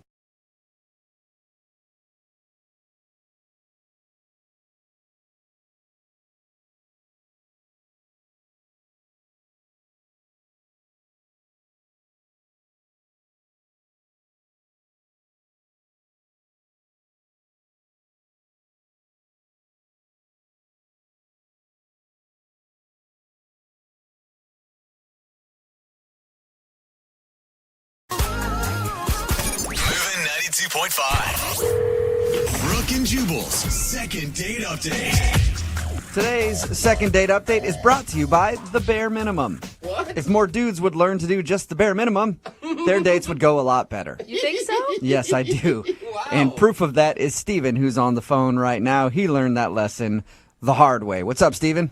How are you guys? Good. You're kicking yourself for not doing the bare minimum, aren't you? Well, yeah, hindsight's 2020, but I guess so, yeah. Stop preaching that. Women actually like it when guys put in a little effort. That's what I thought, too, until I went out with Erin. Oh, Okay, so that's her name, Erin? Yeah, I met Erin online and learned that lesson quick. Okay. What did you do for her that backfired so badly? Well, I know I'm not the greatest dater. Like, that's just, I'm not very good at it. Okay. But, I wanted to be a little extra creative, so I picked up Erin at her house, and, she looked beautiful. I thought she was great, and I told her that I had a surprise for her. Okay. Oh, I don't know. See, that's the thing. You want something special, but when you say surprise and internet date together, it usually is going to send up some red flags for women. Yeah, I kind of thought that maybe, but, I thought it'd be fun, just something different instead of just the same old date, just nothing really fun. So I went to the store right before the date on the way there, and I thought it'd be funny if I just picked up, 4 random things and then said, let's just try to incorporate these 4 things, these random things, into our date somehow. Like you had a deck of cards and a keg cup, and you're just like, let's see how we can get it all work into a date? Yeah, kind of, but I did get a few other different things. So what were the things you got? Because I'm on your side right now. Well, I got a pair of sandals, and then I picked up, a big red mug, Clorox bleach, and then I got a toy car. That was, the 4th thing I got. How are you going to work those into a date? That was going to be the fun part. Oh, all right. Bleach would have scared me right away. Exactly. I thought he was going to follow it up with duct tape and a shovel are the other 2 things I bought. Thinking about it now, I guess the bleach is kind of weird, huh? Yeah, really weird. Yeah, I thought it was fun. I was like, well, if these things are so different from each other, how are they all going to be able to incorporate? I thought it'd be a fun idea. And what was her reaction to all these things? Well, as soon as she saw that, she said no. No. Right away. She's like, no, I don't want to do that. And she's very clear. She's like, that doesn't sound like something I want to do.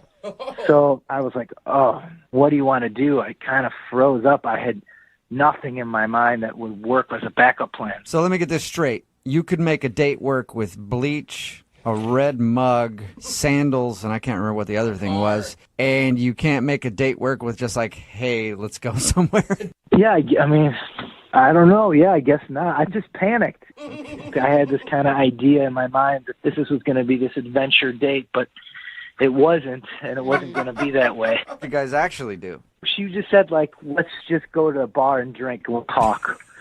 Wow. And that's what I mean, the bare minimum, Yeah. Steven. Yeah, well, I wish I would have went that route anyways, but I didn't. Were you able to recover from the bottle of bleach? The thing was, it was tough. We got to the bar and talked, and I just kind of never really recovered from it. We just never got in a groove at all. Okay. Really, I was just in my head the whole time, and I couldn't get out of it. And I kind of was going back to just how I fumbled the ball, right away. And I just couldn't get in the groove. It was all on me. I just couldn't recover. I feel like you're being too hard on yourself. I mean, you put in some valiant effort. It sounded like, if she were willing, it could have been a fun experience. Yeah, no, I really don't think she had any fun with me. All right, well, that could have happened. So you're trying to get her on the phone to see if you can get a do-over? Yeah, I did try for a second date, so I did send her flowers the next day. That's nice. And I just said, thanks for coming with me, and I'd love to take you out again. And I did promise her that the second date would be a lot easier and much better. All right. And did you hear anything back from the flowers? I didn't hear anything for 2 days, and then she did text, and she told me that she was really thankful for the flowers. But it took her 2 days to write you? Yeah, it was like a day. I think the flowers got delivered, and then the next, 2 days after that, or a day after that. And then I replied back to her asking if she wanted to go on that second date, and then I haven't heard anything from her since. So, Are you sure you just don't want to chalk this up to a bad experience and find another girl online? I thought about that, but I really think about her quite a bit, and I think she's great. And I think that, honestly, that first date, and it was so awkward and bad right off the door, I'm hoping that maybe the second date would just kind of smooth things over, and I'll be a little bit more confident in making better choices, I guess, making it a lot easier. All right. Well, we'll play a song, come back, call her, and see if we can get you a second date where you can try to do better. All right? Great. That's all I want. Thanks. Yep. Moving 92.5. Brooke and Jubal in the mornings. Second date update. You know what they always say? When life gets you down, you lay there and make excuses until somebody feels bad for you and tries to help you out. Yeah, I heard that. That's the old saying. It's catchy, too. And Steven is on the phone right now, and he got knocked down by love. In the second date update today. He went out with a girl named Erin. He actually had some fun plans to do like a weird date kind of thing. I don't really want to go into the whole recap of it, but he made plans for what he thought was a fun date, and he thought that she had a horrible time. So even after the date, he sent her some flowers, and all he got was a text back saying, thanks for the flowers, and then no response. So he hasn't heard anything from her since. We're about to get her on the phone and see if Steven can get some redemption. Steven, you ready? I am, yeah. Okay, and I don't want you to come out of this, Steven, feeling bad about yourself. Because, if this doesn't work out, you are a thoughtful, caring, seems like very gentle human being. And you should stick with that. Oh, thanks for that. Yeah, but, I know I'm not the best dater, and I kind of screw up things a lot, so. All right, I tried to give you some confidence. Well, I'm going to dial her phone number right now, okay? You ready? Yep. All right, here we go.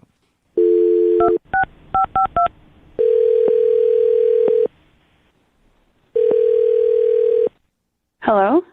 Hi, can I speak to Erin, please? This is Erin. Who's this? Hey, Erin, this is Jubal from Brooke and Jubal in the Morning. What? Jubal from Brooke and Jubal in the Morning, radio show? Sorry, I'm not familiar. No, you're not? I don't think so. Good, we're off to a great start. So we do a segment on our show that's called the Second Date Update. And we recently got an email from one of our listeners about you. Oh, okay. Who? His name is Steven. Oh, he emailed you guys? Yep. He emailed us, told us a little bit about your date, and said that he really liked you, but now you're not getting back to him. So he thought maybe we could find out what went wrong. Okay. Steven, he's a nice guy. I thought he was cool. You did? You sound so positive about Steven. He's really sweet. Probably the nicest guy I've ever been out with on a date. Whoa. The only thing is he's a little bit down on himself. What? Down on himself? Yeah, I think he's a little bit too down on himself. Well, we talked to him, and he doesn't sound like the most confident guy in the world, or even near the most confident guy in the world. Mm-hmm. And he told us about your date. He said that he had planned some kind of fun date for you guys, and you turned him down instantly and were like, no, I want to go to a bar. Oh, yeah. I felt bad about that. Normally, I'd be down for that kind of thing immediately, but I didn't explain. I was kind of hungover from the day before, so I needed to just get back to normal. So that's why I thought, let's go to a bar. Wait, so you weren't freaked out by the bottle of bleach he had, or you didn't think he was an idiot for even thinking about it? I didn't think about the bleach much because I was, like I said, hungover. But I just thought, let's keep it simple because I don't feel well. Let's just get to know each other. Okay. That sounds And- so nice. Yeah, it does. He said that's the part that really threw him off because he didn't know what to do with that. He said he felt kind of awkward and felt bad that he had tried to plan something that you didn't like. Oh, yeah, he made that very clear. Oh, no. I mean, he apologized the entire night, and I kept telling him, no, it's fine. And I even told him that I kind of felt bad for turning it down so abruptly, but he just couldn't let it go the whole date. Whoa. Okay, and did that just kind of get annoying to you? Well, I felt like I kind of had to pick him up, like, no, it's okay. Right. Let's just move on. Yeah, and like one of the most attractive things about a person can be confidence. Yeah, it was just, I couldn't even get to know him because he was beating himself up. It's like, I'm a terrible person. I actually visually picture him punching Yeah. himself in the face when you say that. I mean, yeah, I think he kind of was inside, and it made me feel kind of bad because I felt like I was doing that to him. Oh, no. Now you guys are just both on this date feeling horrible for him, I guess. You're both feeling bad for him. Yeah, I mean, no matter what I said or did, I just couldn't really get him out of it. I mean, he's got like zero confidence. Like, he went to the bathroom and he was gone so long. Like, I clocked it at 20 minutes before I checked on him. That's not confidence. That's like a, I don't know, lactose intolerance or something. That's, Oh, no. there's Well, another I issue there. I went to check on him because I was concerned, just wondering what was up. And he was outside the bathroom saying that there were people in there and that he couldn't, go when there was other guys around. So he was waiting for it to be empty. Shut up. He told you that? He can't Yeah. he can't use a urinal when other people are around? Yeah, I mean, I guess not. I mean, he was just standing outside the door that whole time. Oh my gosh. Did you offer I'll watch the girls' room so you can at least use a private stall? No, luckily some guy came out and he sprinted inside, and I did watch the door for him. He's like, "Can you watch the door for me?" And I was like, "Sure." Can you watch my door? I gotta pee real bad. I can see how that might be a little bit of a turn off. Not a little bit. That is a big turnoff. Yeah. Yeah, I mean, I didn't really even know how to feel. I just kind of stood outside the bathroom and watched for him, and then we finished our date, and yeah, I didn't really know how to feel about him. All right, well, he knows how to feel about you because he liked you a lot. I mean, that's really sweet. I mean, I liked the idea of him. It's hard to say, though, Okay. Well, I need to let you know, Aaron, Steven is actually on the other line listening to this conversation and wants to talk to you. What? Yeah, Steven, are you there? Yeah, I'm here. Hi, Aaron. Sorry about this. Oh, no. You don't need to apologize, Steven. Yeah, you don't need to apologize, Steven. You don't have to worry about it. No, I should. I do. I really should apologize to you. I shouldn't have called the radio station. Maybe I don't know. Maybe that was a good idea. Steven. You were wondering what was going on. I get it. Well, I do want to apologize. I'm sorry about it. Steven, what are you doing? Stop apologizing. Steven, I felt bad that I turned down your idea, for incorporating objects into our date or whatever. Like, I would normally be down for that. Like, I just want to be clear. I felt bad. So you don't have to feel bad. No, I'm sorry about it. I shouldn't have probably done that right away. No, you don't have to apologize. You don't have to. It's okay. Well, I don't know. I just feel bad that I'm making you feel bad about, me feeling bad. So it's I'm sorry about Steven. The lack of confidence is kind of endearing to me now, Aaron. I don't know. I mean, you just have to stop apologizing. You're okay. We'll move on from here. Steven, Aaron is telling you not to worry about it. Do you hear her saying that? Yeah, I heard her. No, and I appreciate that. But, I know the truth, and it's probably more on some of the things that I've done. So You don't know the truth. That's the thing. Everything about you sounds really great and attractive and something that Aaron would want, except for this piece of you that seems to overshadow everything else. Like when you were talking about skiing and you made a joke about the bunny hills and I cracked up. Do you remember that? I mean, you were really funny and charming. Oh, thanks. Yeah. I mean, I'm just not very good at skiing, so it's funny to I don't know. Somehow I have a feeling, Steven, that you wouldn't think you were very good at skiing. Anything. But you thought that was funny? Yeah, of course. I thought maybe you were just being nice.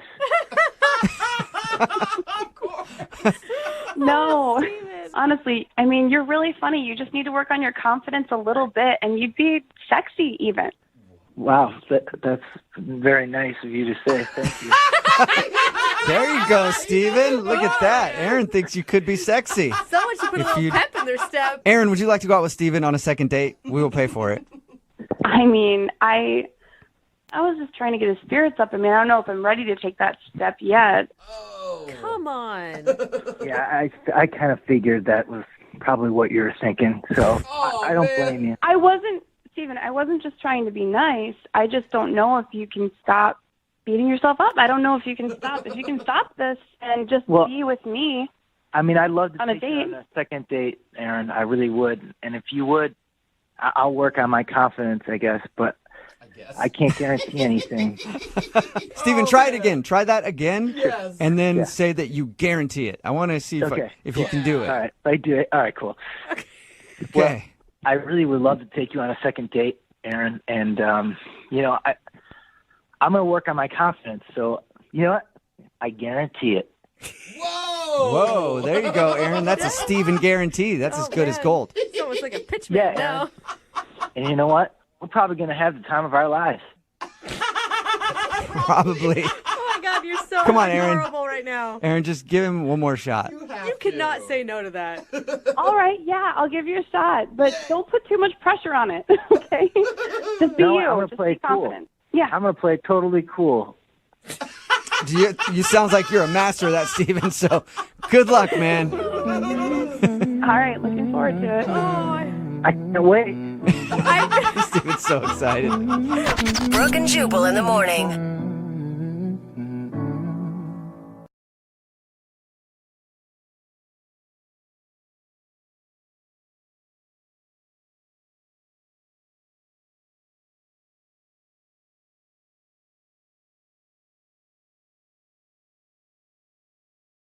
You know, at this point, we've done so many second date updates. We've basically heard every type of date you could possibly imagine. Oh, yeah, for sure. We've heard restaurant dates, Mhm. hot air balloon dates, Mhm. drunk dates, sober dates, dates that only happened in someone's dream.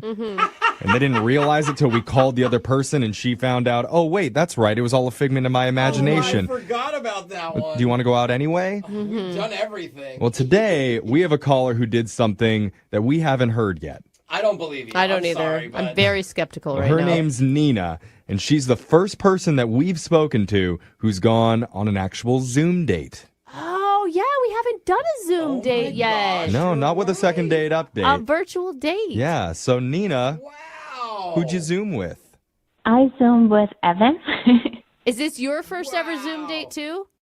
It was like my second one. Oh, okay. You're well versed. This is Yeah. great. I feel like I'm meeting an astronaut. Like, Yeah. wow, you actually, like, this is crazy. So tell us how you met Evan. I met Evan because he accepted me. You know how Facebook has that thing of like people you might know. And People actually use that? I use it daily. people You use do? that. Oh. Because at least you can see the mutual friends, and then if someone is interested, you can ask your mutual friend, like, hey, do you really know this person? I feel like every time it suggests something to me, it's like some friend of like my mom. Oh, And I'm like, yeah. I don't know. I don't That's really how feel like I need to Facebook get to know is, them. yeah. So happy my parents aren't on Facebook. So wait, how did you guys strike up a conversation? He just messaged you? I'm sorry. Yeah. So he just messaged me and he was like, oh, I just wanted to say hi. I saw some pictures of the beach and he really liked going to the beach too. So I was like, oh, yeah, I enjoy going out there. Yeah, he's like, I like seeing you in your bikini. It was like actually the beach. I All was right. like, So he passed the Facebook test. How did the Zoom call go? so at first it started off really well. So he had the idea of ordering food from the same restaurant and just Uber Eats and stuff like that. So I thought that was cute. That is And cute. So then it's like you guys are at the Yeah. same restaurant, even though you're in your own houses. At least you're sharing the same food. And it's like 3 times as expensive as going to a normal restaurant. That's how you know he's got money. Well, he Yeah. bought it. So I was like, oh, okay, this is kind of cool. Yeah. That's smart. And then he was like, oh, let's put on this playlist. And then we just like literally had on like the same music. And it was like, it's going to sound super cheesy, but it was cute. It was like a little French cafe thing. Yeah. This guy's taking all my moves. Well, in my head. I will say, If you could get a Zoom date. Yeah, I literally planned this out for somebody once, I thought, and she canceled. it sounds like he's done this before. Like he's not new to the Zoom date. And I liked them. Like, I mean, there were some internet issues, so it was like sometimes it was like a little awkward. Yeah. Because they're like, what? Like, I didn't hear what you were saying. Yeah, the audio cuts out on Zoom. Yeah. I mean, first dates are awkward in themselves, but then when you can hardly hear the other person and there's music playing in the background, that's weird. Well, and it's like you can't read each other's body language. I mean, were you able to get some sort of like tell on his vibe or if he was into you or not? Evan, he was cool because he would like listen when I said something and then answered. You guys, I know that sounds like a really low bar, but it is really hard for men and other people to hit. But I mean, it's a really easy way to see who a person is pretty quickly, right? Because it's pretty right in front of you if you're only able to talk. No, and Evan, like, he just looked pretty normal from what I was gathering, so I was just going for that. Like, Okay. So, I mean, glowing reviews. Yeah, like how did it end? this is the weird part that I was not expecting. Oh, no. We were talking about paddleboarding because I was telling him that I wanted to go out there. And all of a sudden he stops and looks down and he's just like, oh, I got to go in a few minutes. So wait, was he looking down like at his phone or did he just look down naturally like ashamed of something? I mean, he was on his laptop, so I'm assuming it was his phone, but he just like, you know, like when you have that look in your face, like, oh, crap. See, I can't swim, so I would be like, oh, crap, Oh, too. that's why you had brought up the ashamed part. I was Okay. like, why are people looking down ashamed? I can't do that. He had a bad experience with a paddleboard in his past. Yeah, like that's what I'm like a saying. paddleboard snuck into his room one night and like touched him. You got, what? Oh, my, we are so far off right now. I hear a lot of paddleboard stories like that. So What did you think it was? Why did he have to go so quick? I don't know. Like, we didn't even get to dessert, and I'm a sucker for, like, chocolate cake, and we had, like, finished my meal. He's like, okay, bye. We have one more course. I think the obvious question in this situation is, were you wearing pants? Because that can really affect how the date goes. You know what? I'm going to say no, because I was wearing a dress. Oh, trick question. Well, and it's and a Zoom call. Wouldn't a guy stay on the line if you weren't wearing pants? Like, that wouldn't make a guy look down in shame and leave. I don't know. It depends on what was happening down below that screen for him. He's like, uh-oh, I gotta go. Oh, below his screen. Mhm. I see. So who knows? Oh, yeah, I don't know that. What do you think it is?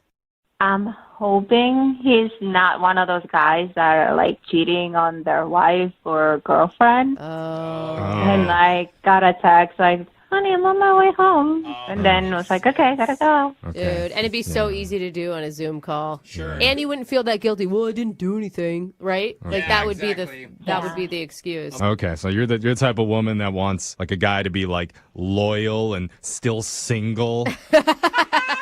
She does have pretty big demands. Oh God, okay. I mean, like, that bar is so low right now.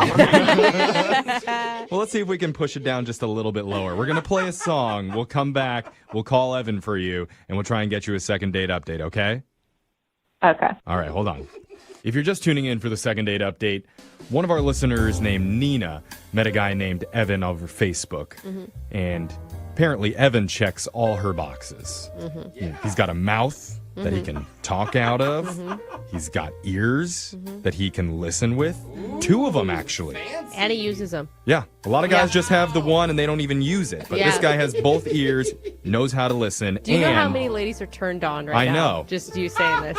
Plus, he's got decent but still kind of spotty Wi-Fi in his apartment. What is this, Leonardo DiCaprio? He's a real charmer.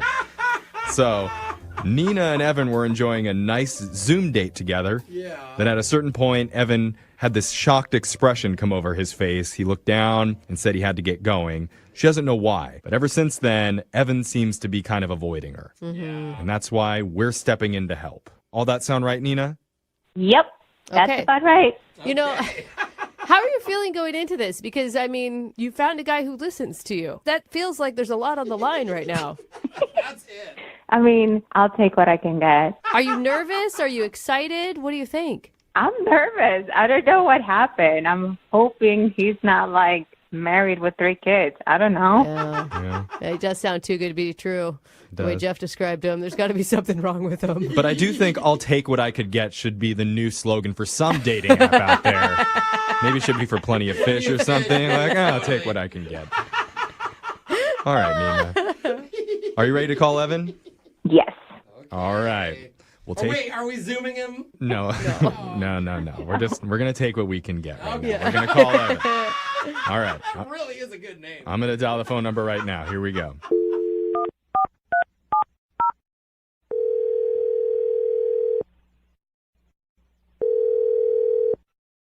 Hello? Hi, can I speak to Evan, please? Yeah, this is him. Hi, Evan. My name's Jeffrey from the radio show Brooke and Jeffrey in the Morning. You have a second to talk with us? I'm sorry, what is this about? This is about your dating life. Because apparently you do it really well. A lot better than most guys do. That's actually true. He's not being facetious. I'm sorry, how do you know this? That is a good question. It's true. Maybe I should clarify. One of our listeners reached out to us to get a hold of you. You went on a Zoom date with her, and she had a really good time. Her name is Nina. Okay. Oh, that's not a good noise. That is not a good sign. It sounded like an awesome Zoom date. She told us about the date, and she says that it was really, really fun, that you guys ordered some food together, you played some romantic music over the video chat, and you spoke. She was blown away that you could speak and listen. Yeah, together. So she's confused why you're avoiding her. Yeah, she seemed cool, so I wanted to do a nice job, make it a nice time and not just like a blank background. Yeah, I was impressed. I mean, I felt like you put in the extra effort, and it would take a lot to like get the two Uber drivers to deliver the food at the same time, to do two different locations. Like you put in some work for this. Mm-hmm. I mean, it wasn't that much work. You're building it up like I orchestrated some whole thing. I don't know. I mean, it was pretty easy. It wasn't a big deal. Don't downplay it, man. I think you got to remember, Evan, the bar is very low in dating these days. Any effort is a lot of Yeah. effort at this point. You're basically the George Clooney of Zoom calls.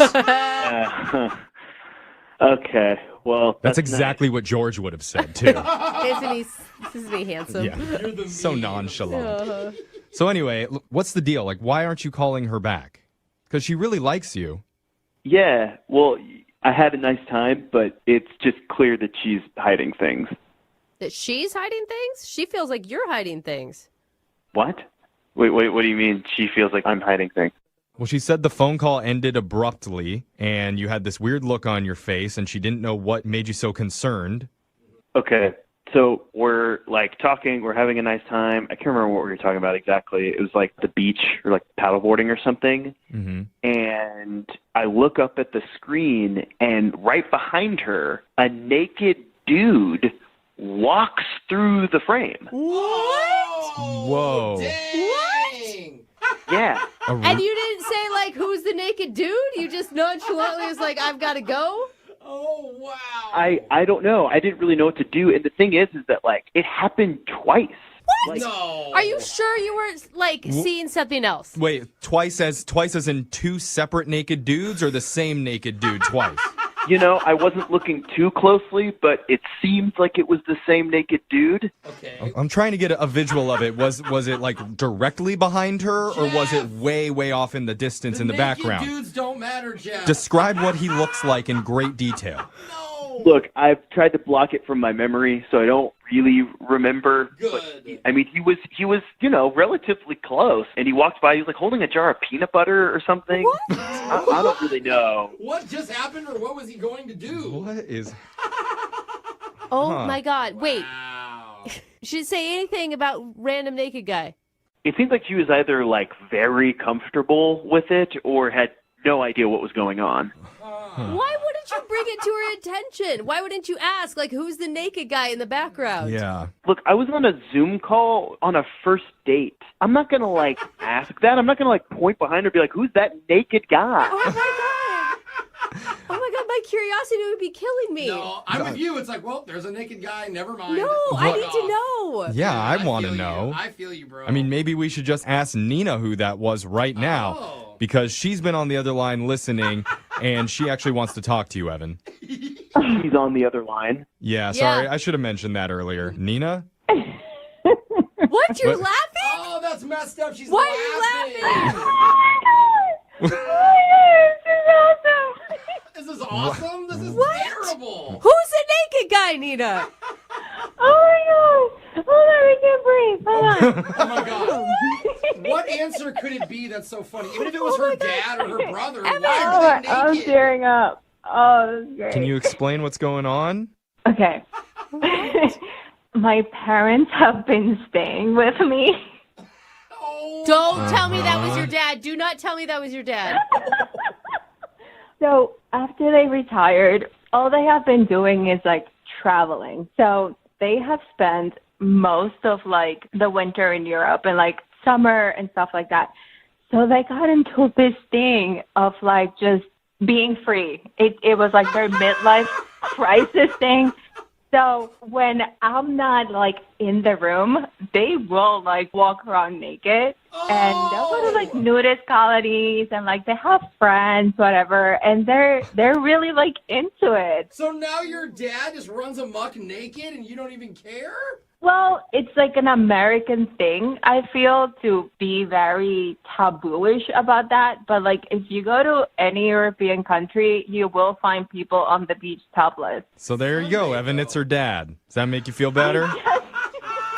Dad, you're telling me that your dad was walking naked through your Zoom call. That's I'm okay, sorry. so I'm like, I didn't know you could literally see down the hole. Like, my house is pretty big. Like, oh my gosh, I'm so sorry. I'm speechless. Evan, this isn't necessarily a bad thing, okay? She's close with her family, which is good. Mm-hmm. They may need to work on some boundaries, right? If you were to end up dating her. My parents don't live with me. They don't live with me, okay? They were visiting. But yeah, and she's a real free, liberated spirit, which is a fun person to date. I'm just saying, Evan. Okay, you guys are just believing her, but how do you know that she's like telling the truth? I've only been on one Zoom date with her. I haven't even seen her in person. Like I don't know. I just feel like I'm getting set up here. I feel really uncomfortable. Honestly, like, if it's a large, old, white guy, that was my dad. I don't know what else to tell you. Like, it's not something that, you know, my parents are at that point, like, they're older. They had me when they were older, so they will do whatever the hell they want. All right, well, maybe the answer to this is for you guys to do one more Zoom date. And then we have Nina, you bring your dad back on, totally naked. Oh my God, he Make would sure you love have the it. peanut butter jar around just to make sure that we can get a perfect comparison. And then Evan will be able to tell for certain whether or not it really was your dad the last time. That is so not My dad has a sick sense of humor. He would totally do it. I mean, if you're willing to do that, we will pay for the peanut butter. Come on, Evan. I think you should say yes. Honestly, she has such a good sense of humor. If she promises not to do the naked dad thing again, then yeah, I'll do a second Zoom date. Okay, that's good. This is where dating's at. I If you know. promise not to do the naked dad thing again, we're cool. Oh my God. Well, there you go. Congratulations, Nina. You got a second date. Oh my God. I'll make sure my dad wears pants. Okay, yeah. And make sure, let's get your mom naked on the next Zoom call, okay? We want the whole family. Oh, no, thank you. Brooke and Jeffrey in the morning. Weekdays 6 till 10. 104.9 Virgin Radio. Moving 92.5. Brooke and Jubal's second date update. The girl on the phone for a second date update today is shocked that a guy is not calling her back after he went on a date with her. Why? Because in her own words, according to her email, she has never been blown off by a guy ever. What? And that's why they call her Sure Thing Amanda. Sure Thing Amanda is on the phone with us. What's up, Sure Thing? I don't think that's what she Hi. Oh, she's fine with it. Okay, I lied. Do they actually call you that? I just made that up. No, but I'm fine with it. Okay. Okay. All right. Well, I'm just going to call you Sure Thing from now on. So you said that this is the first time you've ever been blown off by a guy and not gotten a second date. Yep, this is the first time. How is that possible? That's what I'm saying. I don't know how it's possible. No, that's not what I meant. I meant, how have you never been blown off? I don't know. Just never had that happen to me before. So this must be a very confusing time in your life, and I'm sorry Yeah. about that, Amanda. Tell us a little bit about the guy that you want us to call today. What's his name? His name is Jimmy. Okay, Jimmy. So this is the story. So one morning I was getting coffee before work, and I left the shop, and some guy, ran outside after me, and he was like, "You forgot this." and I turned around, and he had a comb in his hand. And I was like, what? That's not mine. And he was like, I know. I just needed something to get your attention. I just wanted to talk to you. Oh, okay. So it was a little trick to try to talk to you. So he showed you his Right. dirty, bacteria-ridden comb that he had in his pocket. Well, I thought it was funny. It was clever, whatever. Are you someone who often gets chased down in parking lots for dates? Not chased down, but, guys ask me out. Yeah. So, we got to talking, and he seemed cool, and that's when he asked me to hang out. And I said, well, I have work right now, but he asked for my number, so I gave it to him, and we texted for a few days, and Facebooked him, did the background check, all of that. Yeah. Right. So you did your due diligence to find out if he's a perv or not. Right, exactly. So he seemed cool, so we set a time to, hang out for a date, and we went to dinner. How was dinner? Was everything cool? Well, everything was good except for one part that was a little bit weird. I told him I used to be a dancer. Nice. That's what I'm talking about. I know why you're always getting calls back. I get it. Not that kind of dancer. I danced for a sports team. I used to dance for a sports team. Oh, okay. still. Well, that's not quite the caliber of dancer I was hoping for. That's what I was going to say. Maybe he's not calling you back because you're not that kind of dancer. Then. Well, when I told him, he got this weird look after I said it, kind of like you guys did when I told you for the first time. It's understandable. And that's when I was like, oh, no, not that type of dancer. I used to dance for a sports team. Yeah. But then he seemed skeptical, like he didn't really believe me. So, I don't know, maybe he thought I was covering up and I really was that kind of dancer, but... Is that why you think he's not calling you back? Because he thinks you're a stripper? I don't know. It could be. It's the only thing I can think of. Are you insulted that a man thinks that you are a stripper? No, I told him the truth. Can I ask you a question, Amanda? Yeah? You don't sound like you're really that into this guy. Do you want to just do a second date update because he's the only guy never to call you back? Kind of, yeah. I don't blame you. That's fine. I am all for that. It's weird when somebody doesn't, call you back after a date. Yeah, I don't even need a second date. I just want to know why he called me. Is that okay that I still do this? Yeah, absolutely. It is. Why don't you tell us how everything ended with him? Well, he gave me a kiss on the cheek, and we went our separate ways. Did you make any plans for a future date? No, he said, I'll call you. Have you tried texting him? No, I haven't texted him. Oh, yeah, you'd never do something like that. Well, I'm waiting for him to text me. But maybe he just caught on to the fact that you're not really that interested in him, and so he thought, why even put the energy in? I don't care. I just want to know why he's not calling me back. Okay. How long has it been, then, since your date? Since you haven't reached out to him, you're just waiting for him to call. It hasn't been like a day or anything, has it? No, it's been like 2 weeks. Okay. Oh my gosh. Yeah, that's an official blow-off then. Yeah. This is the first time this has ever happened to me, and I can't figure it out. Okay, well, we'll play a song, come back, call him, and get your second date update, all right? Okay, thank you. You're welcome. Hang on. 92.5. Brooke and Jubal in the mornings. Second date update. Ladies and gentlemen, welcome to the stage, Amanda. Yeah, greet her, fellas. She's working for you. She wants a second date update because the guy she went out with won't call her back, and she is so upset. And she's about to take it out for everybody to see. Get your ones out. Amanda's taking center stage and gonna show us how a second date update is really done.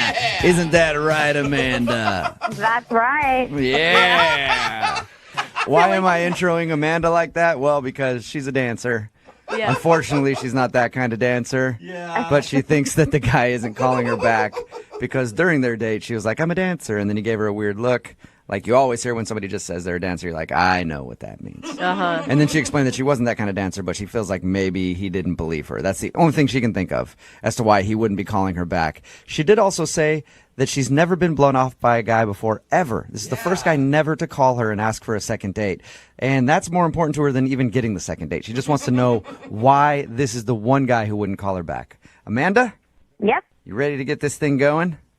I'm ready. And if he says That's something... right, she Okay. is. Sorry. Amanda is always ready. She lives by the motto, if you stay ready, you ain't got to get ready. And we're ready for some hot second date action. You've been moonlighting as a strip club DJ, haven't you? I want that job so Uh-huh. bad.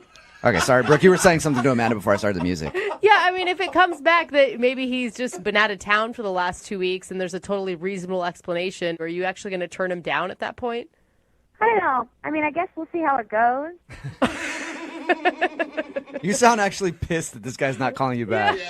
I am. I just want to know, like, of all the guys that I've dated, why is it this guy that's not calling me back? What reason does he have? Well, I'm going to dial the phone number right now and get him on the phone and see if we can find out why, okay? Sounds good. Okay.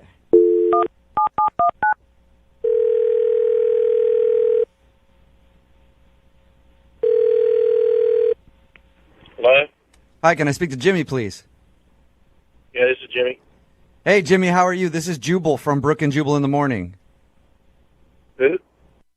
Jubal from Brooke and Jubal in the Morning, the radio program. Why's the radio program calling me? Well, because one of our listeners actually emailed us and asked if we could get you on the phone. Her name is Amanda, and you recently took her out on a date. Okay. So Amanda emailed us and told us about your date. And she also said she really liked you a lot. And she's wondering why you're not calling her back. She said it's been like 2 weeks since you guys went out. She's been hoping you would call to ask her on a second date, but she's heard nothing. And she's wondering, is there... I bet she did. Whoa! What did bet you just she say? did. I said, I bet she did. Why do you say it like that? Well, Amanda is, oh boy. Amanda is, she's something else. We talked to her, just to let you know, we talked to her. She told us about meeting you. Thought it was really cool the way sure she did. She didn't sound like anything that, I mean, Can I say she's a real pisser on the air? Sure. What do you mean by that? Like she had problems? She's a nightmare. She's a nightmare? Did you say she's a nightmare? She was a nightmare. Why is she a nightmare? Well, what did she tell you? She just said you guys went out to dinner and had some good conversation, ended the date with a kiss on the cheek, and she was hoping to hear from you again. That's pretty much it. Yeah, well, okay.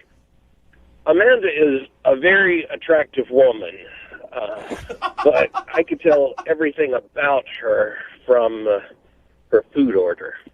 What do you mean? Like she's a vegetarian and you just can't stand those people? Like I feel the same. Oh, it's a lot worse than that. Okay, well, what could be worse? So much worse. What did she do just ordering food that pissed you off enough to, like, call her a pisser or whatever? Well, let me give you a blow-by-blow description. She started off by asking for bottled water, no ice, and it couldn't be tap water. It had to be bottled. She explained all this to the waiter. Okay. Why is that so offensive to you, though? Oh, that's not offensive. That was just the opening salvo. All right. It got worse from there. Then she explained that she had certain dietary restrictions. Like, couldn't eat any red meat. Okay. No gluten. No dairy. No fish that swim. What? But crab no are fish fine? that swim? I don't, you know, like... Yeah. Now let that sink in. So no gluten, no dairy, no fish that swim. She's a picky eater, obviously. Yeah, I even asked her, I said, what do you mean fish that swim?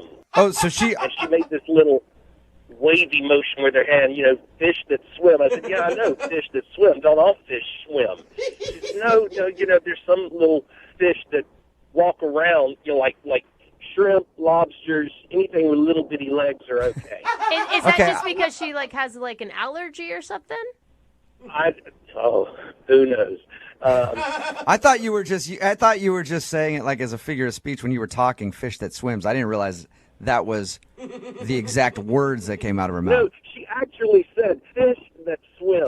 I was going to just take it at face value, but she went on to explain to me that fish that swim have a higher mercury content, and so if you eat fish that swim, you're slowly killing yourself.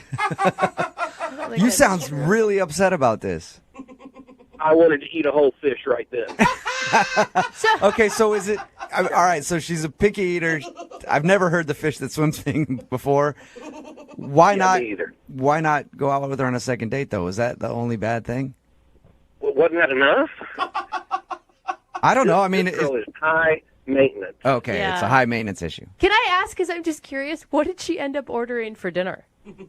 I don't know, some sort of salad with water dressing. You know something about her? Water dressing. With water dressing. So we talked to her about your date, and she didn't mention her dietary restrictions, but she did also say you're the only guy that has ever not called her back for a second date. You know that? Yeah. That's kind of hard for me to believe. I can't imagine all the other guys in her life have put up with that. Oh, my gosh. You know what, Jimmy? Thank you for being honest with us, man. I appreciate it. No problem. And now I feel like I must be honest with you because Amanda is actually on the other line listening to this conversation. Hey, what? Yeah, I am here, and I'm hearing what you're saying about me. Oh. Hey, Amanda. I care about what goes in my body, and obviously you don't. It's not high maintenance. No, I was caring about what went in your body in a completely different way than what you were thinking. Oh, sir. Thank you for taking the words out of my mouth, Jimmy. I was hoping I didn't have to Jimmy. make that joke. You're a jerk. Dude, Jimmy, I will say, to stand up for her, what do you expect? The hottest girl you've ever seen to then go down a cheeseburger? Thank You can't have that body that she probably has and also mow down on cheese fries all the time. Look, haven't you ever heard the phrase, no matter how hot she is, there's some guy that's just tired of her Yes, I For have. your information, I didn't even want a second date. I literally just wanted this to happen to find out why you didn't call me back, why you were such a jerk. Obviously, I'm the hottest girl that you've ever gone out with, so that's for you. Look, I'm not going to lie. You're very hot, okay? But and I'd totally sleep with you once, but I just don't want to eat with you again. Oh, my gosh. Well, that leads me to my question. Jimmy, would you like to go on a second date with Amanda? There will be no eating. Hell no. Okay. I was going to say, you guys, I would pay for you guys to go to dinner, but you don't even have to do that. You No, can just sleep no. together once. Not interested either, Amanda, huh? No, I'm not. Yeah, you're not missing out there, Amanda, whatsoever. Clearly. You know what? You're just a low-class jerk, and you obviously can't handle a woman like me. I don't want to handle a woman like you. I'd rather handle a woman that eats fish, that swims. And by the way, I don't care what you think. All fish swim. Well, this was definitely not a successful second date update, but about today's second date update, but most of them missing the point Yeah, it's a big of debate actually right what now. was going on in the second date update because most of the text messages that we're getting in are just wanting dates with either party, the guy or the girl from the second date update. Text in like this at 78592. That southern accent is so sexy. You can give him my number. Another text at 78592 that says, tell her to hit me up. Another text in at 78592 that says, I'm in love with Jimmy. Give him my number. LMAO. So everybody wants Jimmy's number. Jimmy did have a southern accent, but I guess doesn't nobody could take pay much. attention to what was actually going on in the second date update. They're just like, he's dreamy. If you missed the second date update, this girl Amanda wanted us to call a sexy guy named Jimmy. Apparently, we know why she wanted him to call her back because apparently he's the sexiest man on the planet, according to the text messages And the at only- 78592. And we got him on the phone, and the reason that he wasn't calling her back was because when they were out eating, she said, I have very strict dietary needs, and I don't eat any fish that swims. And that made him angry. And people are also pissed at her for that because they're like, Yeah. those are crustaceans that don't swim. All fish swim. I feel like there's a lot of marine biologists that listen to the show. It So we're was- getting a lot of technical. It was one of those ridiculous things that people say, I only eat purple fish, and only the ones that don't swim, and the ones that can blink. Can fish even blink? I didn't think they could. Yeah, there's two fish that can blink, and I eat only those ones.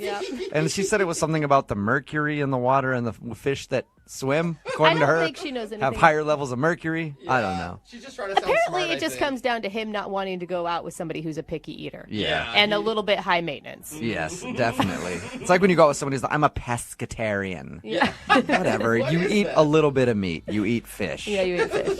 But anyway, he didn't want to go out with her again. He said no, but he'll be fine because he's getting tons of text messages at 78592 from people who just want to go out on a date with him because he had a southern accent. So I'm not worried about Jimmy. I am, however, worried about Amanda that she's not going to be able to find anything to eat in the near future. Yeah. It's like, now I can't even eat the fish that walk. So I don't know, or the vegetables that grow.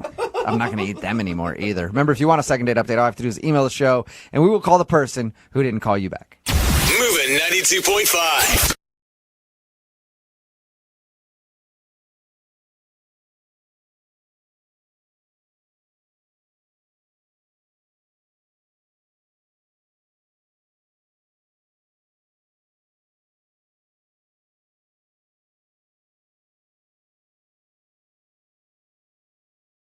Are you single and feeling out of the loop? Put away that mouse and get out of the house. Join In the Loop, Seattle's brand new activities club just for singles. Go to intheloopsingles.com today. Moving 92.5. Brooke and Jubal's second date update.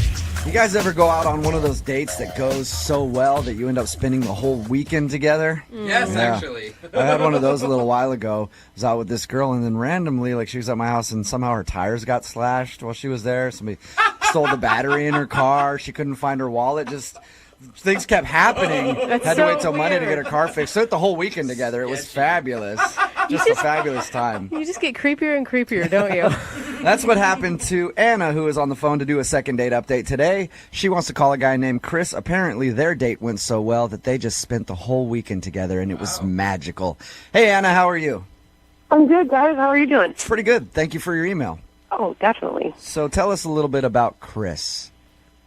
Chris is this amazing guy. I met him online, and I know that's kind of like not very serious, but It can be serious. You see those commercials where they're like, everybody who meets on here gets married for life. I don't think it's not a not serious thing anymore, unless where'd you meet him? plenty of fish. Oh, never mind. yeah, that is one of the not so serious sites. You need to be on the ones where you actually pay money to join up. Hey, it worked out for her, though. What did you like about him when you saw him? Thank you, Brooke. Yeah. Okay, so Well, it didn't really work out for you because he's not calling you back, is he? Technicalities, okay? he's just a little rough around the edges, but he's one of those guys with a complete heart of gold. How do you know that already? He was just so generous. The time we spent together, I mean, it was literally like the best date I have ever been on. That's Okay, cute. so tell us a little bit about it. He planned out this phenomenal dinner. I'm talking like 9 different entrees, and everything was just really planned out and expensive, I can only imagine. Does he make a lot of money? I don't know, but let's just say I was impressed. Okay, so, So you it guys- seems like he might. You guys were at like fancy restaurants and stuff. Right. And it was just thing after thing. So we ate, and then he took us for a helicopter ride in the city. What? That is awesome. It was amazing. Did you know all of this going into the date, or was it a surprise to you? I mean, we'd talked online for a while before he took me out, and he'd been planning it this entire time we were talking. Oh, so you knew you were going for dinner and a helicopter ride. Yeah, he planned all this other stuff. Wait, there's Wow. more than just a helicopter ride and a 9-course meal? In my opinion, that's all you really need to do. I mean, you need to do half that, and most girls would be ecstatic. You buy me a did drink and I'm good. What else did this guy plan? Gifts and flowers, and it was like 7 different dates combined into one amazing weekend. Did it feel like too much? I mean, that's a lot for a guy that you're just meeting. It wasn't too much for me. Yeah, I don't think it'd be too much for anybody. Yeah. If some girl were to offer me to go on a helicopter ride and all these gifts and everything else, absolutely. Some dude were. I don't care, anybody. Just shower me with gifts. No wonder you're upset you're not hearing back from him. I know. Then we had this really weird text exchange. So you have heard from him since the date. Yeah, but barely. What did he say? Well, I mean, I texted him thanking him for such a great time, and he said he had a busy work week and he couldn't really talk. So, Okay, well, If the guy's got that kind of dough that he's dropping on helicopters and 17,000 course meals, he's probably a pretty busy guy. Yeah. Let him work. Yeah. Let Dada work so he can take you on another helicopter ride. I know, and I get it. I know that he is completely busy, but I texted him, and he said that he was busy about 4 or 5 different times, and I said to him, I said, are we ever going to go out again? He said, no, I don't think so. Like, what? Do you feel like maybe you were blowing him up too much? Because if he was like, I'm busy, hey. I really didn't think so. It was maybe like once or twice a week. He's the one that seems too eager in this situation, if you ask me, planning an entire weekend together. Right. Did you guys hook up that weekend? I'm hoping you did with all those gifts and things like that. Let's just say we slept in the same bed. Okay. Yeah. All right. Well, it could go either way. Maybe he did that with you and now he's like, all right, I got that out of the way. But he doesn't need to go to that extent if he just wants to hook up with a girl. Like, depends how attractive he is. I don't know. Do you think he's ugly? Yeah. She did only describe him as a heart of gold.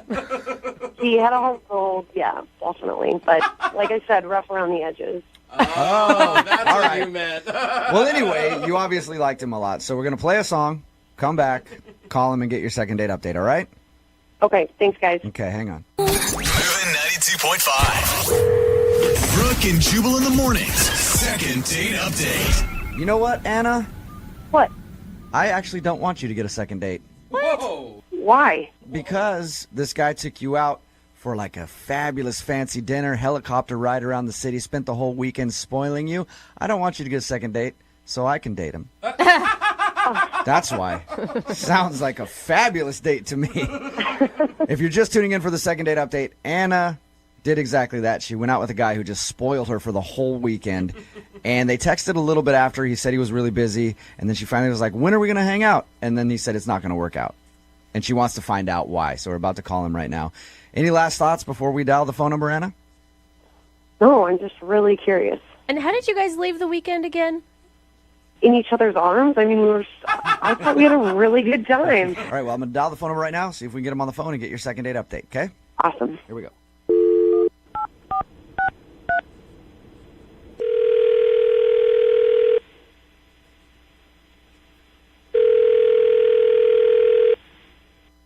Hello? Can I speak to Chris, please? Yes, he. Chris, how are you? This is Jubal from Brooke and Jubal in the Morning. What? This is Jubal from Brooke and Jubal in the Morning. How's it going? It's going good. Well, I just wanted to talk to you about something if you got a minute. this is one of your prank phone calls, and Stopping it right at the gate. Yeah, it is not a prank phone call.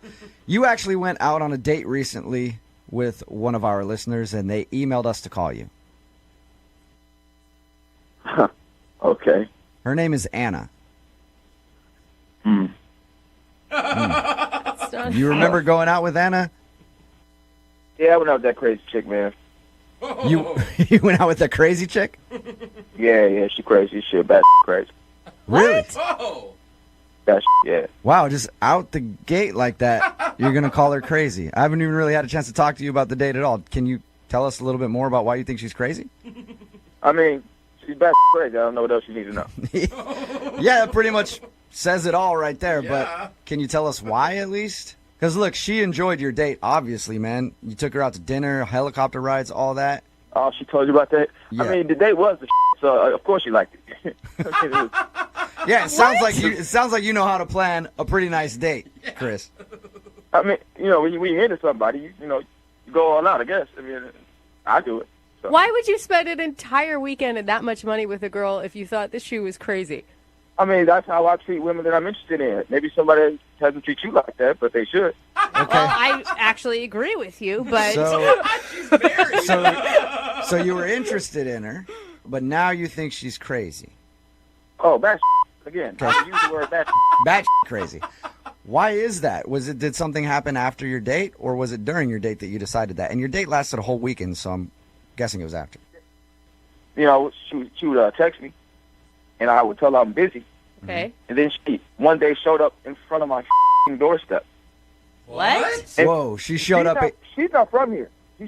she's not from here. All right, so she just one day shows up on my property at my front door talking about, hey, I'm moving here. What the are you talking about? Whoa. Slow So down. she's not, when you say she's not from here, she's from where?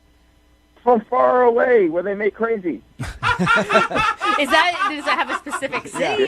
She's from like 4 states away. That's how we met online. She's from out of state. Yeah, so she shows up. You know, it's not like she went down the street. She jumped on a plane and then came to my front door and stood there. It was like, hey, I like you so much, I want to move here now. What?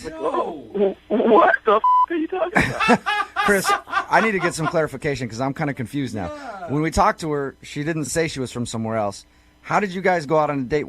Did you fly her out here for the date or something? Yeah, I flew her out. So we talked, and I was like, all right, I like her. I'm going to fly her out here, and we'll have a great weekend. And that's why we had a weekend plan because, you know, I knew that I only had limited time with this, and she lives so far away. That makes sense. When we talked to her about it, she left all that out. She just said, we spent the weekend together, and he took me on this fabulous date. You had no choice but to spend the weekend with her. Yeah, but also insane people leave out facts. You know what I mean? That's true. Crazy people tend to leave out facts. But you enjoyed the weekend with her. I mean, listen, the weekend, it was fine. I got what I wanted, so it was cool. You know what I mean? But, like, she's bad. Yeah, if you fly a girl out from another state to hang out with you for the weekend, it's usually kind of a hookup thing. Is that what you were going for? Yeah, you know. Okay. But you didn't... And she had been cool about it, you know. It could have happened again, but, you know, she wasn't cool about it. Yeah, I guess all that other stuff is just beside the big point, though, that she showed up on your doorstep. On my doorstep. Start talking about, I don't like the people I'm around. I don't like my surroundings. Maybe that doesn't like you. Are you sure? Are you sure you didn't give her mixed messages? Because I'm sorry, if a guy flies me to another state, takes me on a helicopter ride, pays for all this fancy stuff, gives me gifts, I'm thinking that he is like interested in a long-term relationship, not for a hookup weekend. Listen, I get your point, all right? But look, I told her I was busy 5 different times and 5 different text messages, and she still shows up at my doorstep. Yeah, from states away. Yeah. So she flew here. I don't know if she flew, if she hiked. I don't know. I don't know what. She could have hiked. Who knows? Is that crazy? All right. Yeah, and I never want to talk to her again. All right. I might move, she can't find me. One of those things is going to be a problem, Chris, because she's actually on the other line listening. Oh, y'all on bullshit, man. No. Hey, no bullshit, Chris. Oh, shut the up, man. You are with me right now. Chris, in your case, I kind of wish I was, but I'm not. Anna is actually on the phone. Hi, Chris. Hi, crazy. I don't want to talk to you. At all. At all. Listen, Chris, I moved out here because I like it here, not just for you. So get over yourself. Moved? None of that sounds believable. None of it. Anna, why didn't you tell us that you were from out of state and that you moved here for this dude? I didn't think it was that big of a deal, and I didn't move out here for him. Okay. He's flattering himself right now. And you know, that could be true. Like, give her the benefit of the doubt here. It could not be all about you, Chris. It's not a coincidence. Okay. If it's not all about me, name 3 things right now besides me you moved out there for. Go. Okay, listen, I love the area. I don't like where I was living. I spent a whole weekend in Haiti. I'm not moving to Haiti. You're being a real ass, Chris. Okay. Oh, and you showed up at my doorstep, so it wasn't like you were. I want to breathe the fresh air of this new place. You came to my doorstep. I thought I was checking in on you. I mean, you're busy. You're busy all the time after we had such a great weekend. Like, what the? You're checking in on me? I am not a baby. I'm a grown-ass man. A busy-ass man. 5 texts are busy. And you don't show up on a grown adult's doorstep checking in on me after 1 weekend together, man. That's crazy. I just don't get you. I don't get you at all. Good. You're not supposed to get me. I don't want you to get me. I want to be not gotten forever. Oh, my God. Anna, right. did he, like, say something to make you think that he was looking for more than just, like, a weekend hookup? I honestly thought what we had, Chris, was something more than that. But apparently I'm just your booty call. You don't fly somebody out for a weekend after we've been talking for months and then expect me to feel like the crazy person? Listen, I've talked to plenty of girls for months online. I don't see any of them moving and showing up in my doorstep because they love the area, okay? maybe I am crazy for feeling like we had a connection, but you're just being an ass. All right, well, I hope you take that and you learn not to like me, ever. All right? You learn not to stalk the next guy so you can actually stay with him for a little while. Oh, my God. I would love to ask you guys at this point, would you like to go out on a second date? Chris, would you like to go out with Anna again? We'll pay for it. No, but you can pay for a restraining order, all right? Anna, you still there? Yeah. Would you like to go out on a second date with Chris? Yes. I know.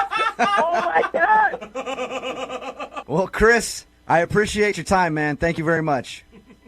No problem. All right, be safe. Anna, are you all right? Yeah, I'm not crazy. He's literally just being an ass. Okay, cool. Well, welcome to the area. It's nice to have you as one of our fine residents. Brooke and Jubal in the morning.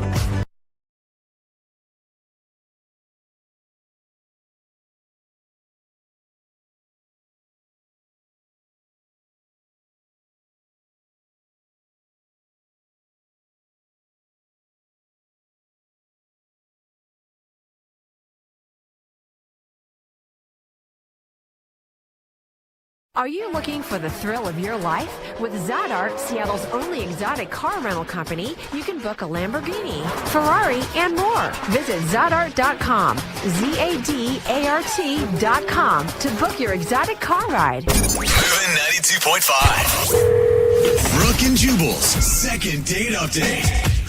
There are 2 letters that are guaranteed to make every date more exciting. I'm not talking about S&M. Those letters work as well, but I'm talking about a little B&E, a little breaking and entering. Oh, what?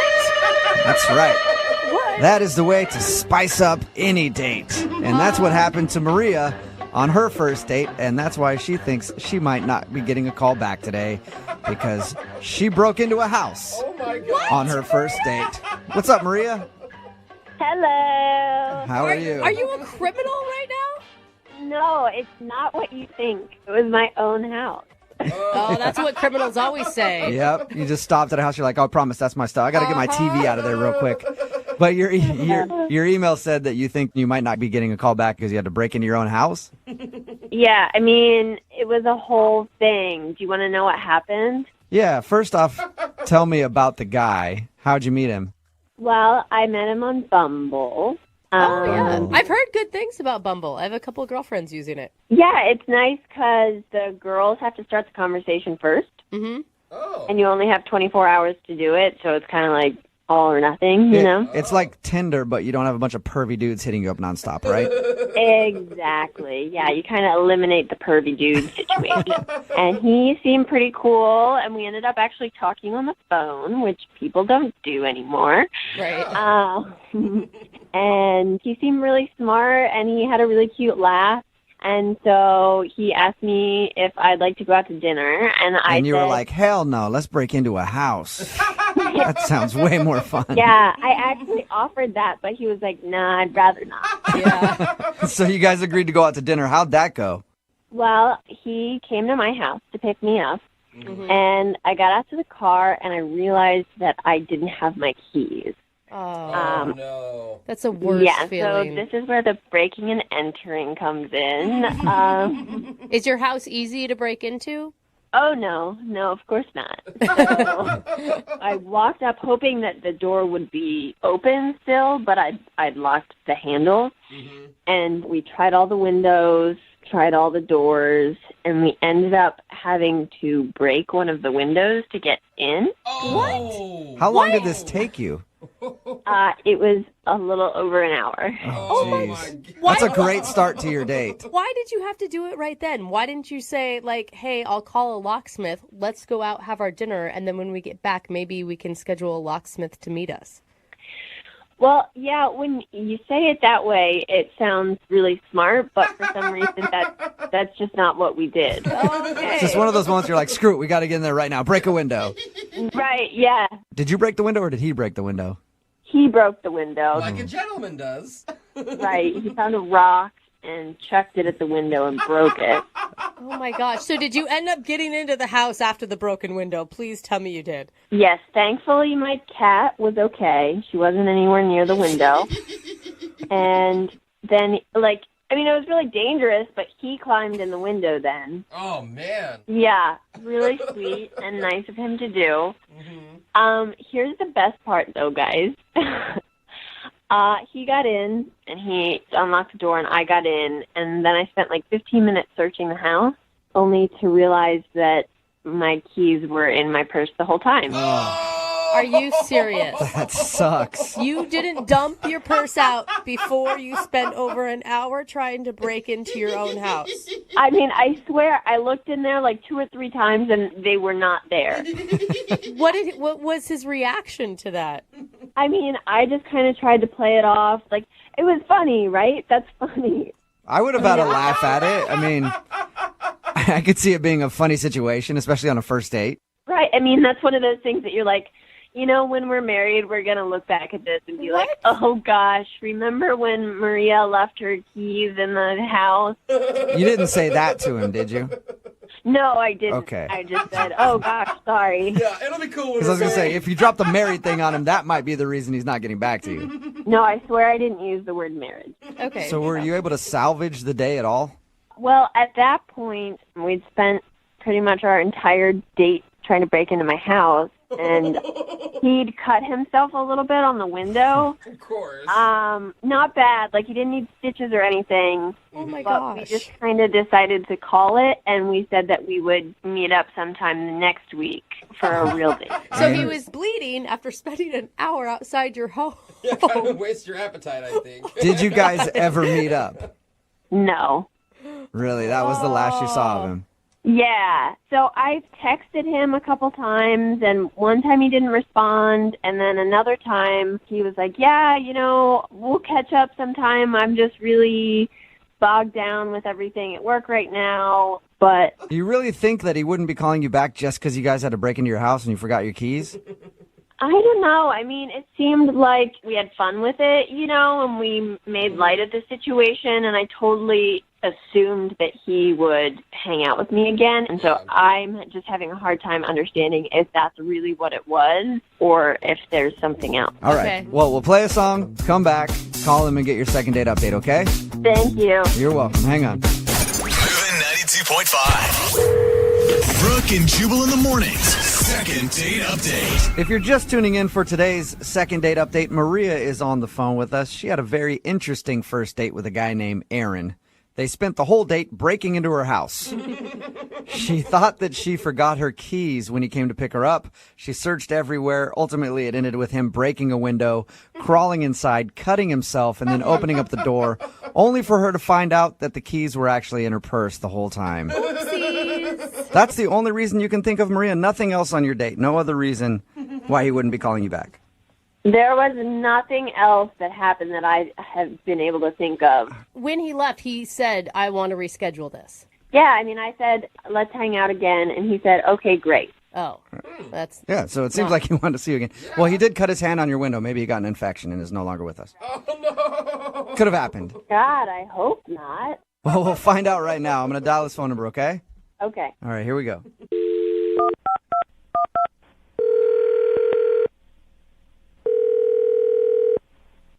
Hello. Hi, I'm looking for Aaron. Yeah, that's me. Who's this? Hey, what's up, Aaron? How are you? This is Jubal from Brooke and Jubal in the Morning. From who? Jubal from Brooke and Jubal in the Morning. It's a radio show. Oh, okay. Yeah. So you've heard of the show? Yeah, I've heard of it. Okay. Have you ever heard of the segment we do called the Second Date Update? No, sorry. Oh, that's okay. You're going to get very familiar with it because you're a part of a Second Date Update now. What? It's a segment we do on our show where if you go out on a date with somebody and then end up not calling them back afterwards, they email us to see if we can get you on the phone and ask what went wrong. So a girl named Maria emailed us about you. Oh, okay. Oh, that's the excited voice, right? Yeah. She told us a little bit about your date. Didn't sound like much of a date, just breaking into her house basically when you came to pick her up. Oh, my God. Yeah, that did happen. But she also said that you're not calling her back, and at the end of that experience, you guys had sort of made plans to go out again. Yeah. Yeah, it just doesn't seem like it's really a great fit, you know? Like, it seems like, I don't know, I don't want to be mean, but it just seems like it would be kind of hard to actually date her. Oh. Why is that? I don't know. It feels like we're on different levels, if that makes any sense. Is it because you had to break into her house because she forgot her keys that were actually in her purse? No, it's not that at all. That was actually pretty great. I don't get to break a lot of windows. That was really fun. Oh, so you did think that part, well, the only part really of your whole date, you had a good time with her. Yeah. If every girl wanted me to break into her house, I would totally be fine with that. That's a fun adventure. Yeah. Okay. Seems like an exciting time. I thought the blood would definitely be like, well, I cut myself and I'm leaving. It was super minor, and she had bandage. It was not a big deal. Okay. So then what's the reason that you're not calling her back? Why don't you feel like you're on the same level or whatever you said? Well, so while we were around, like, one of the sides of her house trying to find a window to get into, we were talking. We were trying to have, like, salvage a date out of this. Right. And this is the first time we've talked in person, so we were chatting, So and... You're having, like, first date get-to-know-me conversation over trying to jimmy a window open to get into a house. Yeah, we're just making, like, small talk or whatever, so we're talking about TV shows that we're watching, and we both love Game of Thrones. Okay. Which is my favorite show. I'm not going to spoil anything, but we were talking about it, and she said something that seemed kind of weird early on. She just said, it's weird that 1,000 years ago people had to worry about getting eaten by dragons. But she was joking, right? I mean, that was being That's silly. what I thought. So I laughed. I thought that was funny. And she heard me laughing, and she was like, what? Dragons are bad. Just like that. Just like that. Okay, So still she thought funny, dragons were real. At this point, I don't know what she's thinking. Is this some sort of issue? Is she messing with me? Is this like some test? Like, will you break a window? Do you think that I think dragons are real? Like, it's all some elaborate first date test, you know? And so I don't know. So I'm like, I'm sort of feeling it out, and I laugh, and I think we're having an okay time. Mm-hmm. And she keeps talking about like what this time period would have been like to live in, not this universe, this time period. She actually said Game of Thrones is my favorite period piece. So maybe she just used the wrong wording. Like, there's no way she actually thinks it's like a reenactment from real life. As far as I can tell, like, she doesn't think like there were cameras there, obviously. Like, she thinks it's like based on a true story, like that. No. But then she got into like how it's weird that wizards and witches just like aren't around as much anymore. Like, they sort of disappeared. At any time did you explain to her that Game of Thrones is made up and it's not a documentary? Look, man, if she thinks that's true, then I don't want to break her heart. I don't want to crush her and tell her about the terrible world. And if she's messing with me, I don't want to admit that I'm fooled. There's no win situation. Yeah, I guess you're screwed. Hey, Aaron, I do want to let you know, though, that you might have crushed her. What do you mean? I mean that she's actually on the other line listening to this conversation, and Excuse she me? might have just found out that Game of Thrones is not real. Maria, are you still there? I'm not stupid. I know that Game of Thrones isn't real. It's not a documentary, but it's based on true events. I mean, I hope you're messing with me. I hope that this is just a really good joke. No, it's like the Renaissance, you know, like that stuff. What? It's like that show Vikings, you know, like what are you trying to say, that Vikings aren't real? Vikings are real. They existed. Dragons did not exist. Well, they don't exist anymore because humans killed them. What are you talking about, Maria? Are you guys screwing with me? Are you all in on this prank? No, we're not at all. I promise you, Maria wanted to call you to find out what went wrong on the date. I should have known with the window you guys were that somebody was setting me up. This whole thing. No, this is not a setup. I promise you. Maria, do you really think that dragons existed? They did. I read history books about them. Sci-fi and history books are not the same thing. That's what I'm not dumb, guys. Like, I know that the Game of Thrones story is dramatized, but like dragons actually existed in the Renaissance. You can read about it, and like witchcraft and wizardry was a thing. Well, that part's true. Sort of. I don't know which books you're reading, Maria, but I want to read them. It's in tons of books, and you can start by reading the Bible because it's got all of that. Wow. All right. I know that they exist, and I have proof. You don't even have to read the books. Like, I'll send you the Wikipedia link that I found, and you can read it yourself. So you're serious? You really believe this? 100%. I believe with all my heart that dragons used to exist, and I'm afraid that they'll come back. Oh my God, you guys! Science is not a belief system. It's the Bible. Read it. Are there dragons in the Bible? Well, Maria, what do you think about that being the reason that Aaron's not calling you back, because he disagrees with you on the whole dragons being real things? I don't like the tone of this whole thing because it feels like everyone's making fun of me, but Aaron is the ignorant one. I'm not making fun of you, Maria. I haven't read what you've read. What are you And I'm not as educated as you on the subject, so I can't claim to know anything about dragons. No, Jubal. Well, you should do that because it's an interesting subject. Okay, I will. At this point, I would like to ask Aaron, though, real quick. Aaron, would you like to go on a second date with Maria? We will pay for it. I mean, at this point, I don't know if she wants to go on a second date with me, but I'm kind of curious where this goes. Are you being serious? You hear that, Maria? You want to go out with her again? She's fun. Dude. You know what? Like, I'm up for it. You know, like, you only get one chance in life to have this kind of fun, right? Oh, my God. Maria, would you like to go out with Aaron again? Yeah. You guys can hash out the whole Game of Thrones thing in person. If Aaron is open to hearing me out and reading my books, then yes, I would consider going out with him again. Yes. Aaron, can you promise to go into this next date with Maria with an open mind about dragons? Absolutely. Oh, wonderful. Congratulations, Maria. You got your second date. I love you guys. Thank you so much. No, Maria, thank you. Thank you for today's phone call. That was awesome. Brooke and Jubal in the morning.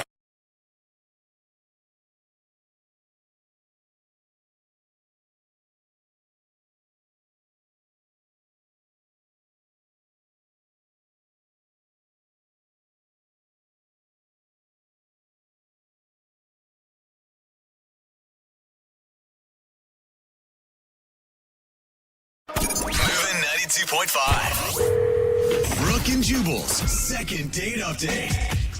Today's second date update is one of those days where you get an email in and it's so interesting that you just want to find out what happened. We got an email into the show from a dude named Michael, and all it says is that he met a girl at the gym and tried to think of an interesting way to introduce himself, and it almost ended up in the hospital. Whoa. So I want to know what happened. What's up, Michael? How are you? Good. How you doing? I think you succeeded in the interesting category because everybody wants to know. Okay. Should I just tell you? Maybe tell us about the girl a little bit. What's her name? Her name's Brittany, and yeah, I met her at the gym. And had you seen her a couple times, or was this the first time running into her at the gym?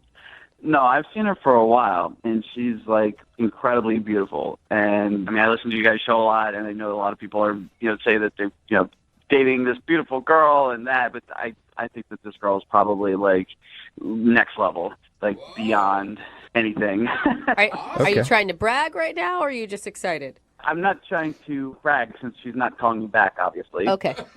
Good point.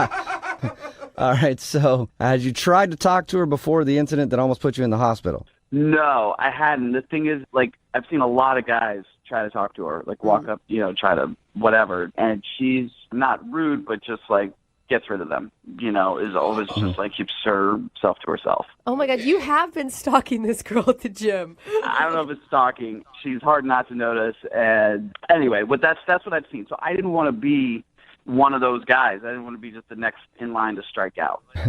So I was like just trying to think of something I could do to ideally make her laugh, which seems like the best way to get a girl interested, you know? Absolutely. Yeah. You're right on with that. So what'd you do? You fart on the treadmill next to her? No, what I did was she was on the treadmill, and while she was working out, I jumped on the treadmill and started running behind her. To her treadmill? Yeah, and I was like, oh, sorry, I didn't see you there. Maybe you can go a little faster. That's great. That's not funny. That's dangerous. Yeah. Come on, loosen up. I'd be like, whoa, And- dude, this treadmill's not big enough for you to be right behind me. Yeah, and I would have to think scary for her as well. Like, what the hell is this weirdo doing? Funny. I thought it was really funny, but her first reaction was definitely a little scared. Yeah. And I kind of like flipped around and turned backwards. So I like got my back to her running, and I was just being funny. I thought, it was going to be cool, but our feet got tangled. Oh, no. And we both went flying and Oh, totally bit it. Dude. Oh my gosh, Oh, it man. sounds so painful. What a fail. And you were able to still somehow score a date with her after this? Well, that's the crazy part. So, I mean, she was super pissed, and I had to, talk to the gym supervisor. I got a warning, and, I mean, it was, pretty disastrous. But when I went outside, 15 minutes later, she was standing there, and she was kind of she was upset. She thought, she was like, I could have gotten hurt. And she was right, and I was like, I'm sorry about the way I did it, but I did it because I think you're really pretty, and I didn't know how else to talk to you. Aww. And, yeah. That's kind of sweet. Then. Well, it obviously got her too. Yeah. I can't believe she fell for it, but okay. I don't know if she fell for it. Maybe I got the A for effort. I don't know. But I basically was like, let me buy you a drink. Let's go hang out for a minute. And she agreed. So we ended up going to the bar down the street, and it was really nice. But after 30 minutes, she looked at her phone and was like, I really got to go. And she left, and that was it. And now I'm like, she won't text me back. She's ghosting me. And I don't know what to do. No idea why. I really don't. I mean, I would have understood, before she didn't want to talk to me, but we kind of had a moment. We went out and it was going somewhere. And that's why I'm so baffled. I really don't know what happened. Yeah, she still went out with you after maybe risking a concussion or a broken bone or something. And then all of a sudden on your date, she just ghosts. That's weird. So wait, you haven't seen her at the gym either? Yeah, no, I haven't seen her there. It's been a week, and she's not been there the times that I've been there. Huh. Okay. Yeah, she definitely has switched up her gym schedule because she doesn't want to see you. Yeah. What'd you do, man? Well, I mean, the fact that I almost killed her might be it. But, Yeah, I guess you're right. All right, well, we'll play a song, come back, and then call her and get your second date update, all right? Thank you. Hang on. Moving 92.5. Brooke and Jubal in the mornings. Second date update. If you're just joining us for today's second date update, this dude named Michael is on the phone, and he wants to call Brittany. And he almost killed Brittany at the gym, and now he's wondering why he's not getting a call back. It's not quite that serious, but he did see Brittany at the gym for a long time, a girl that he wanted to talk to, and finally one day he got up the nerve and thought he'd be funny, so he jumped on the treadmill at the same time as her to try to be creative, ended up falling off and everything, but did go out on a date, and then shortly into that date, she just ended it and took off half an hour in, and he hasn't heard from her since. See, I feel like, Michael, you were expecting too much. I think this was actually a pity date by Brittany. What? I mean, granted, you're the one that injured her, but it's a weird thing that women do when we're like, oh, but he feels bad, so I feel bad for him, and I don't want him to feel bad. Well, I don't think it was a total pity date. I mean, I have something to offer, I think. But at this point, I'm just trying to figure out why she's ghosting me. It just doesn't make any sense to me, to go out with me and then just bail like that. All right, well, I'll dial her phone number right now, get her on the phone and see if we can find out what happened. Okay, here we go.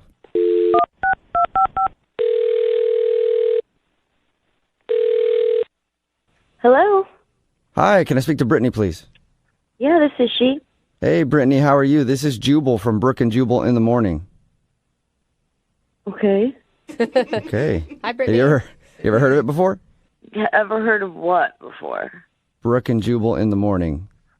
I'm not sure. All right. It sounds like you just woke up. Are you tired?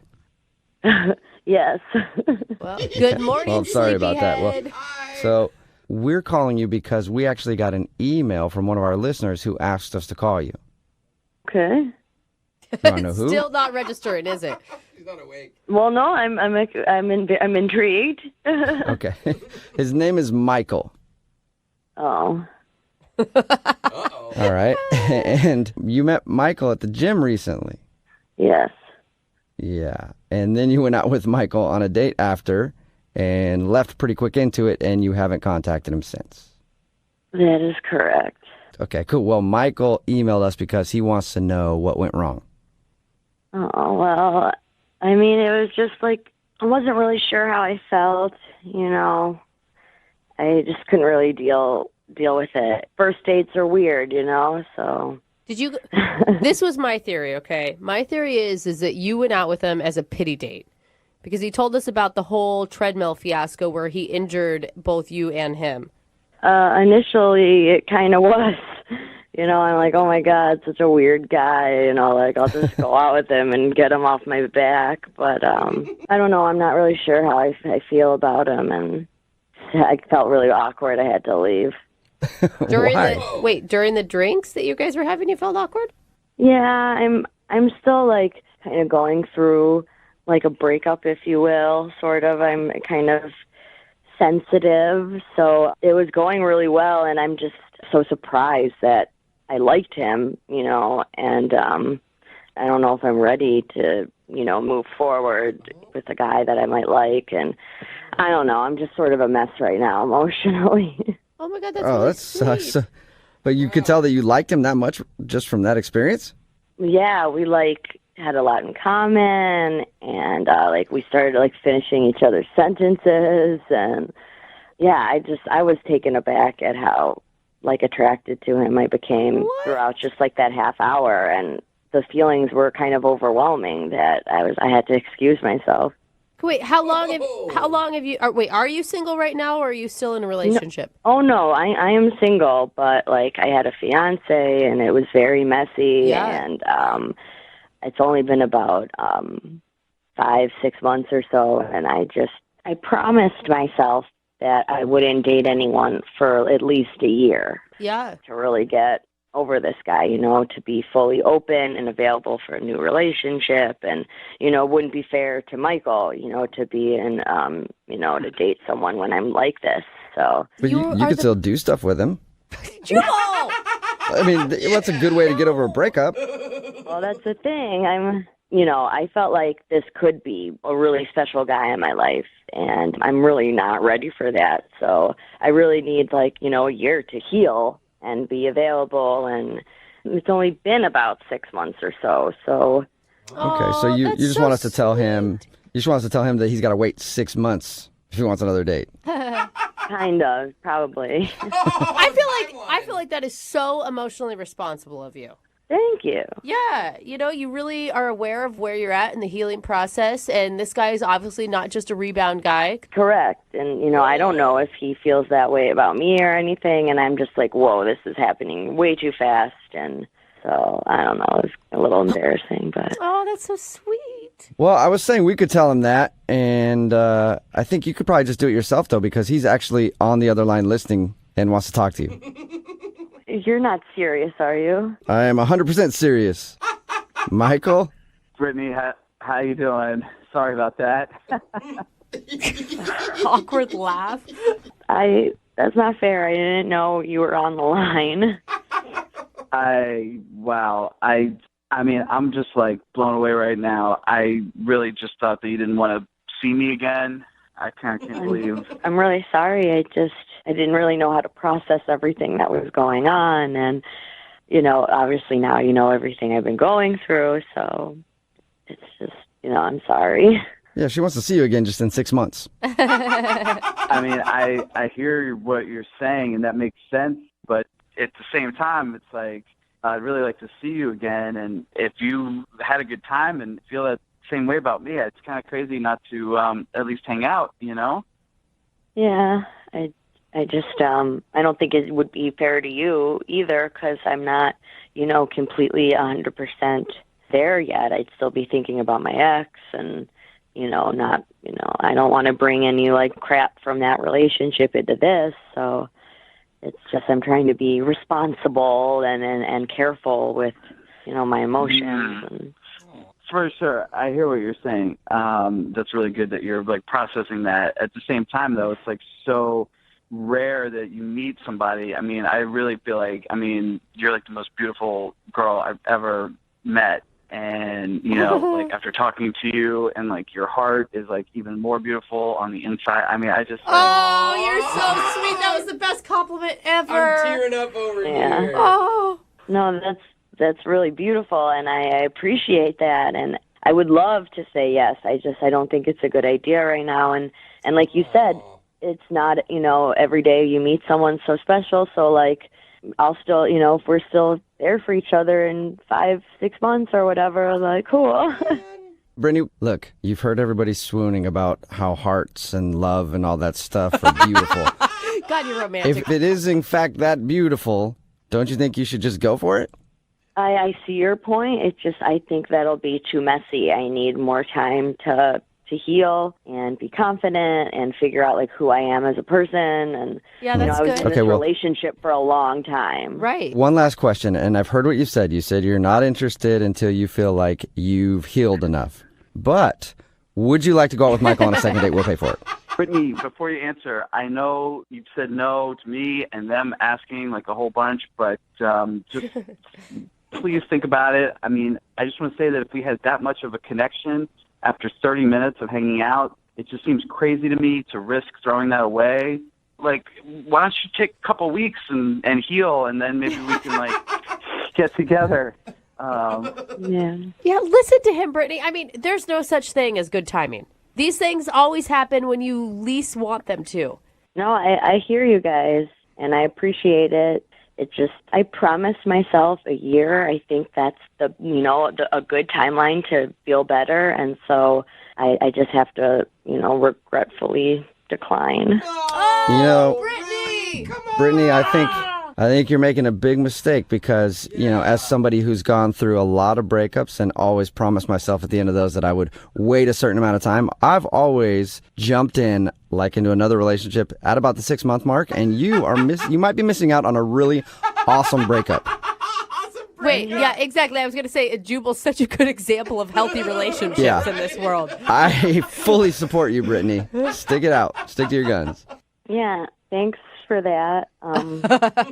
Michael, keep my phone number, and like in 6 months, we can see what happens. We can still see each other at the gym, maybe. Oh, man, that's too bad. Well, I will definitely call you in a few months. Oh. She said 6, not a few. Stick to the rule. Yeah. Brooke and Jubal in the morning. Getting lots of texts in at 78592 that are kind of surprising. Everybody's saying the girl from today's second date update was just giving him a line. What? If you missed today's second date update, Michael wanted to call Brittany. They met at the gym. They hung out for a little while. Yeah. Then she left the date and hadn't talked to him. Well, we got her on the phone, and she said that he was amazing. Yeah. That she liked everything about him. That she felt a strong connection. But that she also just got out of a relationship and was giving herself a year to be single before she got back into a relationship. So she wasn't ready to date yet, and he could contact her in 6 months. Yeah. And maybe they could go out again. She had been engaged, and she said it was a messy breakup and that it had been 6 months since they'd broken up. Yeah. But she did start out the description of the date saying it started as a pity date. Yeah, she did say that. So Weird. I believed her. I just thought, hey, she's I did sticking to her too. guns, I thought so too, and I was like, good for her for not caving if that's what she thinks she really needs. But that is, it's an interesting wrinkle that I didn't think of. Me neither. Maybe we were being naive. I don't know what to think now. Maybe we were being naive, or maybe our listening audience is very cynical. Yeah, that could be. Yeah. Yeah. That's also And I appreciate that. Or just the world in general is like, oh, come on. That's a line. Nobody waits that long before they get into a relationship. If they meet somebody they really like.